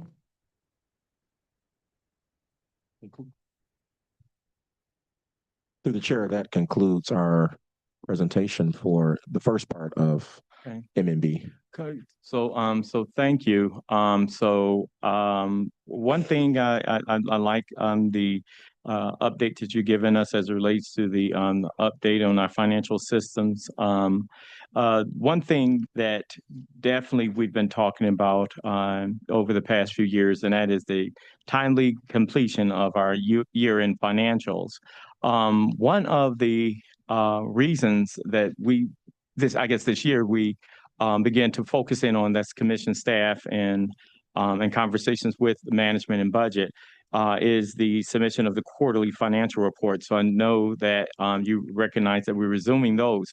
But in the budget hearing, of course, various departments, both within non-elected as well as elected departments come before us. And as we're talking to them, one particular issue came up, and that was an elected department only recently found out that they were operating in a deficit. And so that rings to why it's so important to get these quarterly financials in order, in place. I was alarmed that was the case. And so I was looking forward to you all coming because since they explained to us that they have just recently found out that they're operating in a deficit. Does that exist anywhere else because of these systems of financial reporting not necessarily being in place? And if so, did you know they were operating and before they found out? I mean, what do we have in place to make sure that we don't find out at the end of the fiscal year, like 3 weeks before the fiscal year, that a department is operating, in a deficit? Commissioner Kinloch, so when we prepare the budget versus actual reports, we mostly look at the fund level. We pay attention to departments. Sometimes there's issues when, items post, and we have to make assumptions, our best assumptions about will that item post? What will the amount be? We try to look at previous years. And so there's likely just an error, and I'll take responsibility for it, for looking at what happened last year and comparing to what happened this year. But in the future, given the more data that we have, we'll be able to catch those quicker. Okay, I'll accept that as a response, and also since you're new. Yeah, so we'll give some grace to that. And we hadn't heard any other deficit reporting from any of the other departments that have come before us, and I'm sure our auditor will be paying close attention as well. So at this time, commissioners who have questions, Commissioner Anderson. So far, only Commissioner Anderson. Thank you. Thank you. I just wanted to ask, John, with all these different modules, is the whole system protected from hacking, what we went through recently? What type of systems do we have in place for protection of that? I mean, that's through the chair. That's one of the, main reasons why you go to this type of technology, to take advantage of the cloud. And so by virtue of having that cloud Oracle protection, as well as having the one single sign-on, it definitely improves upon our protections. So you're saying the cloud is not hackable at all? I would never say that, but I would say that it mitigates tons and tons of risk. Okay. Yep. The other thing is I noticed there's a lot of staff augmentation, and I'm wondering how far out would you project it'll be before we'll be doing it all in-house? Through the chair, I would say that we're going to start like a sort of what I call a wind down, because there's a lot of the work that is being performed that's going to be sort of one-time work that'll phase out once we go live. But then obviously, as we continue to ramp up through the right sizing and alignment, we would then like to see obviously the contract piece going down and the FTE piece going up as we align and find the right skills and talents to fill those positions. And what is the cost now for all of those support services, if you want to call them that, or augmentation? I don't have the exact cost with me at this very moment, but I can definitely provide it after this meeting. Any idea roughly? Through the chair, Mike James, can you speak to the financials? Hey, John, I can only speak to the Pierce Monroe portion of that. In the submitted budget request, it was an incremental $2 million for Pierce Monroe in fiscal year 26. But I would say that we are currently kind of evaluating run rates and overall needs based on that particular contract. Okay, all right, thank you. Thank you, Commissioner Clemente, and then Commissioner Baker McCormick, then Commissioner Mayberry, Peterson Mayberry. Thank you for recognizing me, but I don't have any questions. Oh, I hear thank you. you. That's right. Commissioner Baker McCormick, and then Commissioner Mayberry. Thank you, Mr. Chair, because I was surprised that you, okay. I recognize you. Thank you. Yes, you did. Go ahead. All right, so, Sorry. yeah.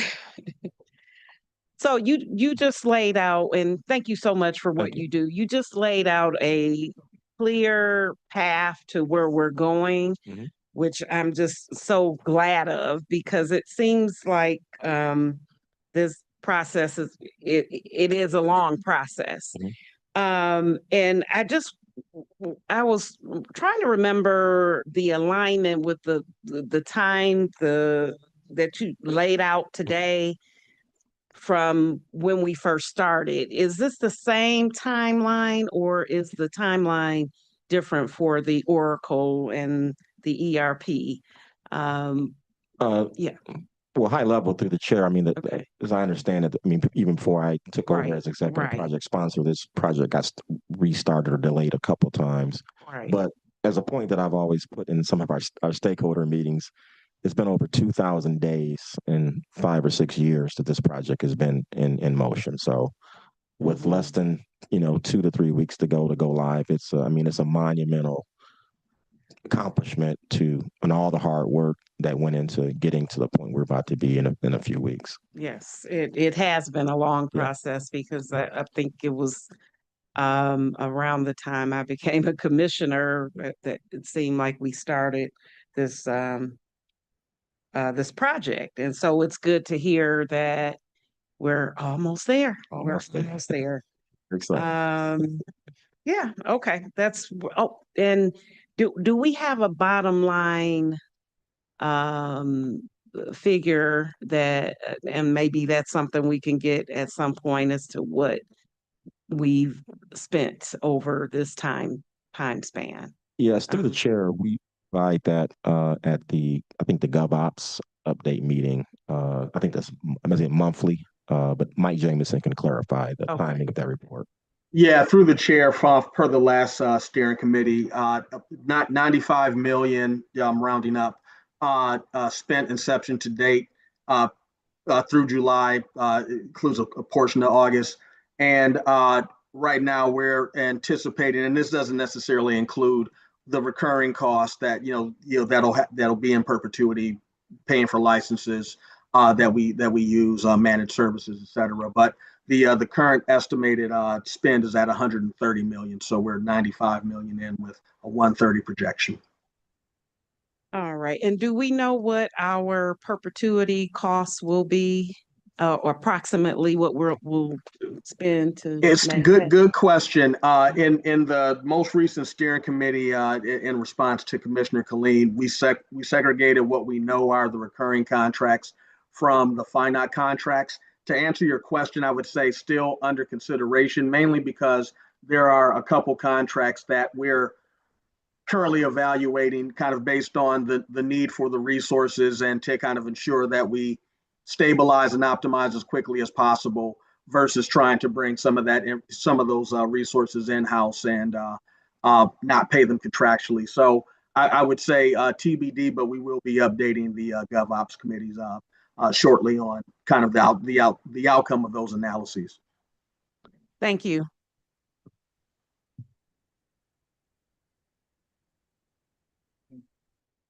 Okay. Any additional questions? Commissioner Peterson Mayberry. Thank you. Thank you. Just one question, Mr. Chair, through the chair. So my colleague was in the direction where I was going, Anderson, around staffing, and I see all of the staffing. I also see all the vacancies that we have. And so I know there's a plan to repurpose as we fill these positions. And I'm hoping that I'm glad to hear the wind down, because oftentimes if we aren't careful, we let go of all the talent and still have these big, huge vacancies. And then the learning curve is extremely steep. So what's the plan to close these vacancies as we wind down so that we are working methodically as we try to reduce this vacancy number on something so important in terms of what you all are presenting? Yeah, the vacancies are really, most of our positions in M&B are GAA. GAA union,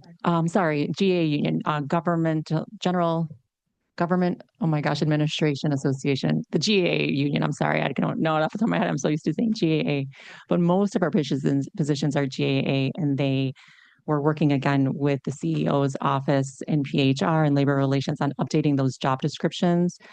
The positions are these kind of old, vague, outdated positions. And so if we were going to go try to recruit for talent, no one really knows, other than folks in Wayne County, what a department manager does versus a department administrator versus a department supervisor. So we've been purposely not filling non-critical. I mean, all of our positions are obviously critical.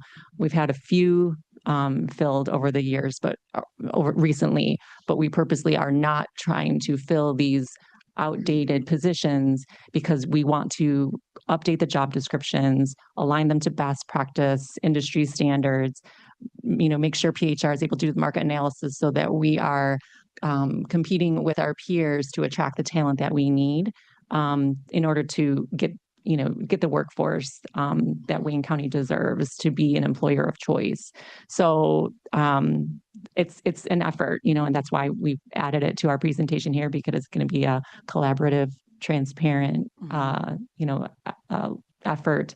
But that's the biggest reason why we have those vacancies, is because those positions are just outdated. Okay. In general. So one more through the chair. So if that's the case, then we could possibly be creating new language around new positions in order to be more competitive in the market. Okay. And then do we know what that timeline looks like?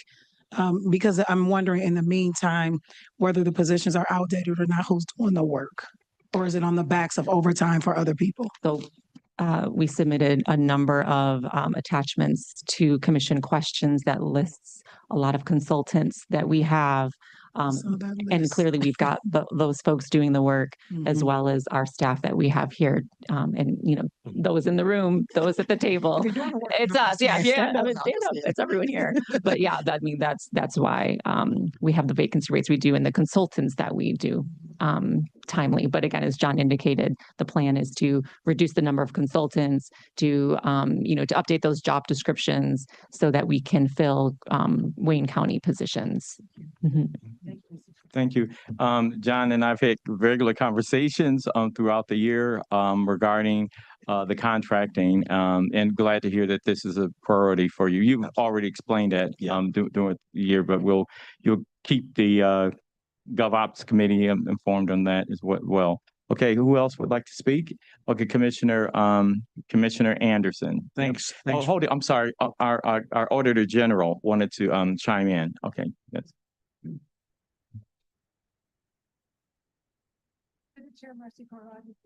It's not on. There it is. Marcy Cora, Auditor General, through the chair. I wanted to indicate, and I talked to John when he came in this morning on the staff augmentation for Plant Moran, that is a contract that actually is through our office because we are contract managers for the external auditors. We have done that in the past where Plant Moran does some out of scope services that's not related to the audit, but we want to make sure we keep the independency between the work they're doing so that they're not approving anything. They're not going to be auditing their own work. And I had mentioned to John that I thought the staff augmentation probably wasn't the right word for Plant Moran. So I just wanted to indicate that because I don't want anything to come up later about the independency issues. I appreciate that. Thank you for that clarification. That was very important. Yep. Okay, yes, Commissioner Anderson. Thank you for a second time. I appreciate it. One thing that looking through, and I may be getting ahead of your presentation a little bit, but do we have some allowance or like a reserve fund that you're going to be talking about too, that we're putting certain amount of money to?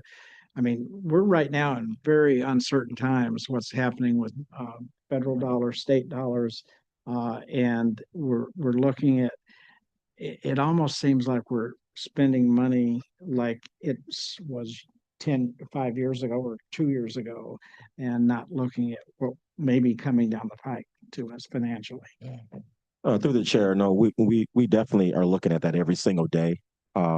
And we feel as though right now, with our liquidity and our reserves, that we're in a good position to address anything that's on the horizon as we see it right now. Could you give us a report on the reserves? Are they in? Because I No, they're not a part of our M&B budget presentation, but we can definitely provide you with those fund balances and those different and it has historical perspective too. historical. Yeah. Yes, we could do that. Thank you. Historical. Historical. Yes. Thank Yes. you. Yeah. Thank you. Do we have any more questions? The chair has to leave. Any more questions? No more questions. All right, thank you. Thank you for the presentation. Thank you. Madam Clerk, next item. May I have a motion to pass item D1 for the day, please? We have a motion to pass the item for the day. We have support. Support. We have motion to approve and support. All in favor, say aye. Aye. What are we passing for the day?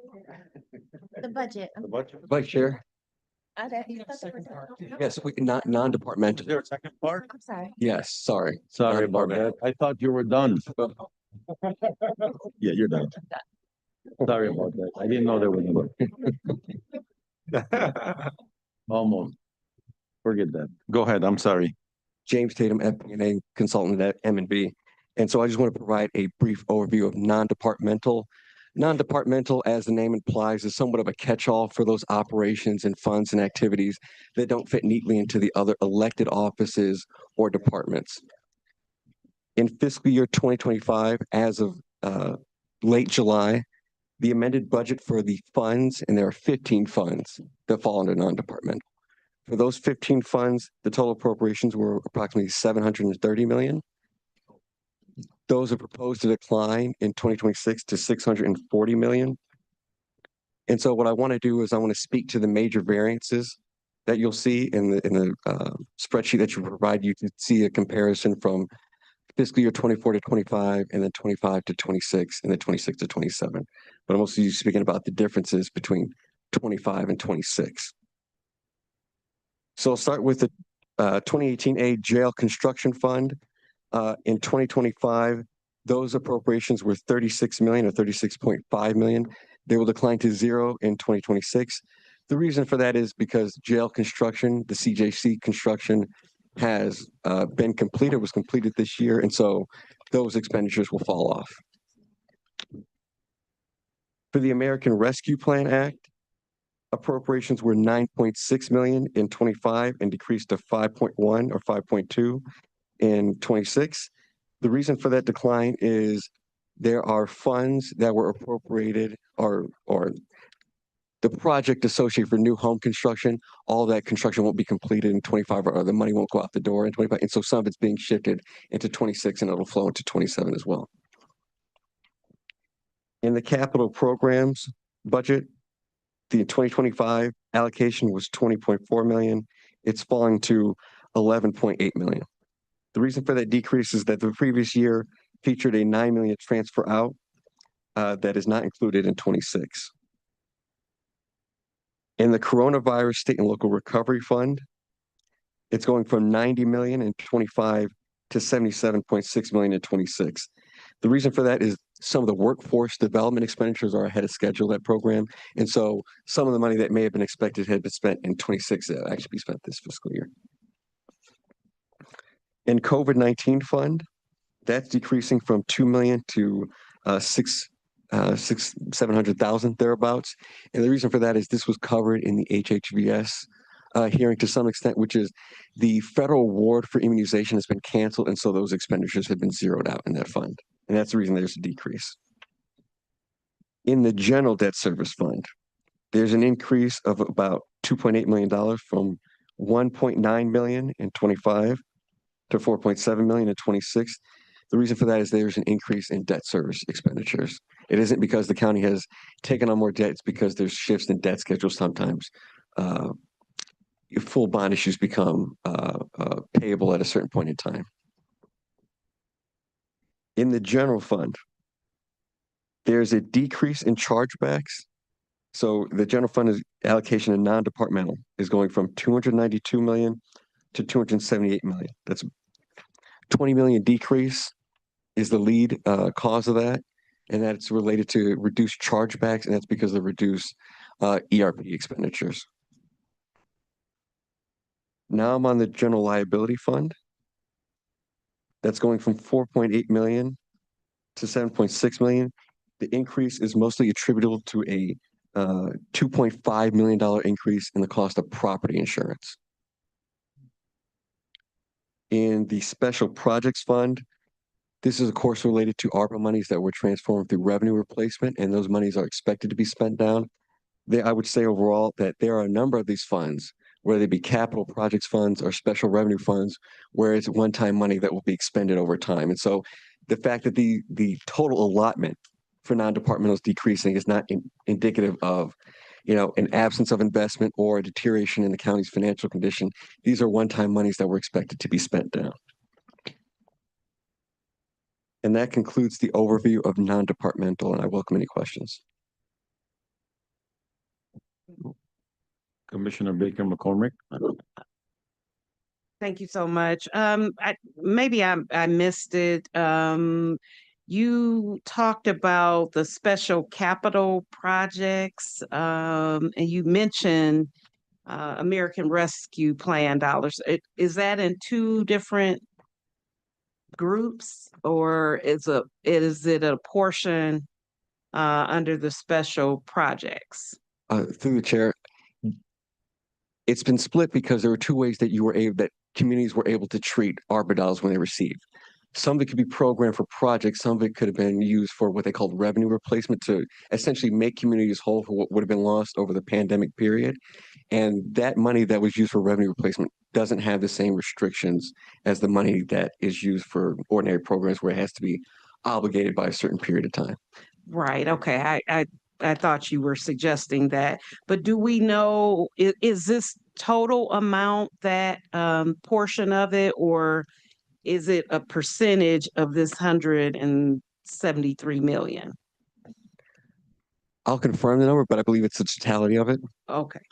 Yeah, if you can confirm what that amount is, because I know, like I said, it's two different pots, and I just wanted to clarify what that amount looks like. Thank you. Commissioner Peterson Mayberry. Thank you, Mr. Vice Chair. Just one question. Is there another space where the library fines are captured? So I know we've talked about it in committee several times, but I see a dollar amount for 24 actuals, but for 25 and 26, I don't see the library fees captured there. The fines, I'm sorry. Through the chair, Commissioner, I'll confirm this, but I believe we don't actively budget that amount. We have a fund to receive it, but we don't make an estimate of what the fines will be. So okay, I'm sorry. So it's captured. Yes. Okay. Thank you. You're welcome. Any more questions from the committee? Commissioners, any more questions? Terrence? Through the chair, just to follow up, the library fines fund is not technically part of our appropriation, is it? I'll confirm that.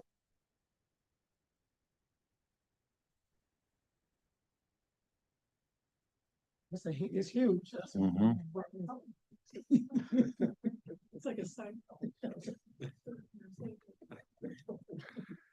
Okay, any more questions? Okay, thank you, gentlemen. Madam Clerk, next item. Thank you.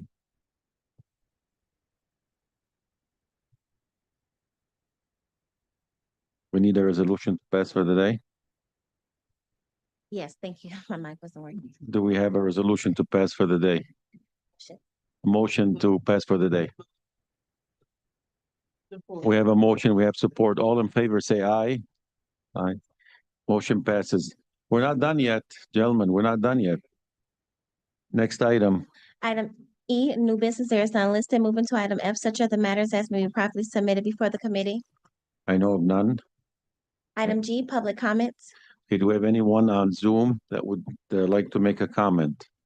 Anyone on Zoom? Okay, anyone in the chamber that would like to address this committee? Anyone? Next item, There are no emails received. no emails received. Next item, Item H, adjournment. we have a motion. Motion to adjourn.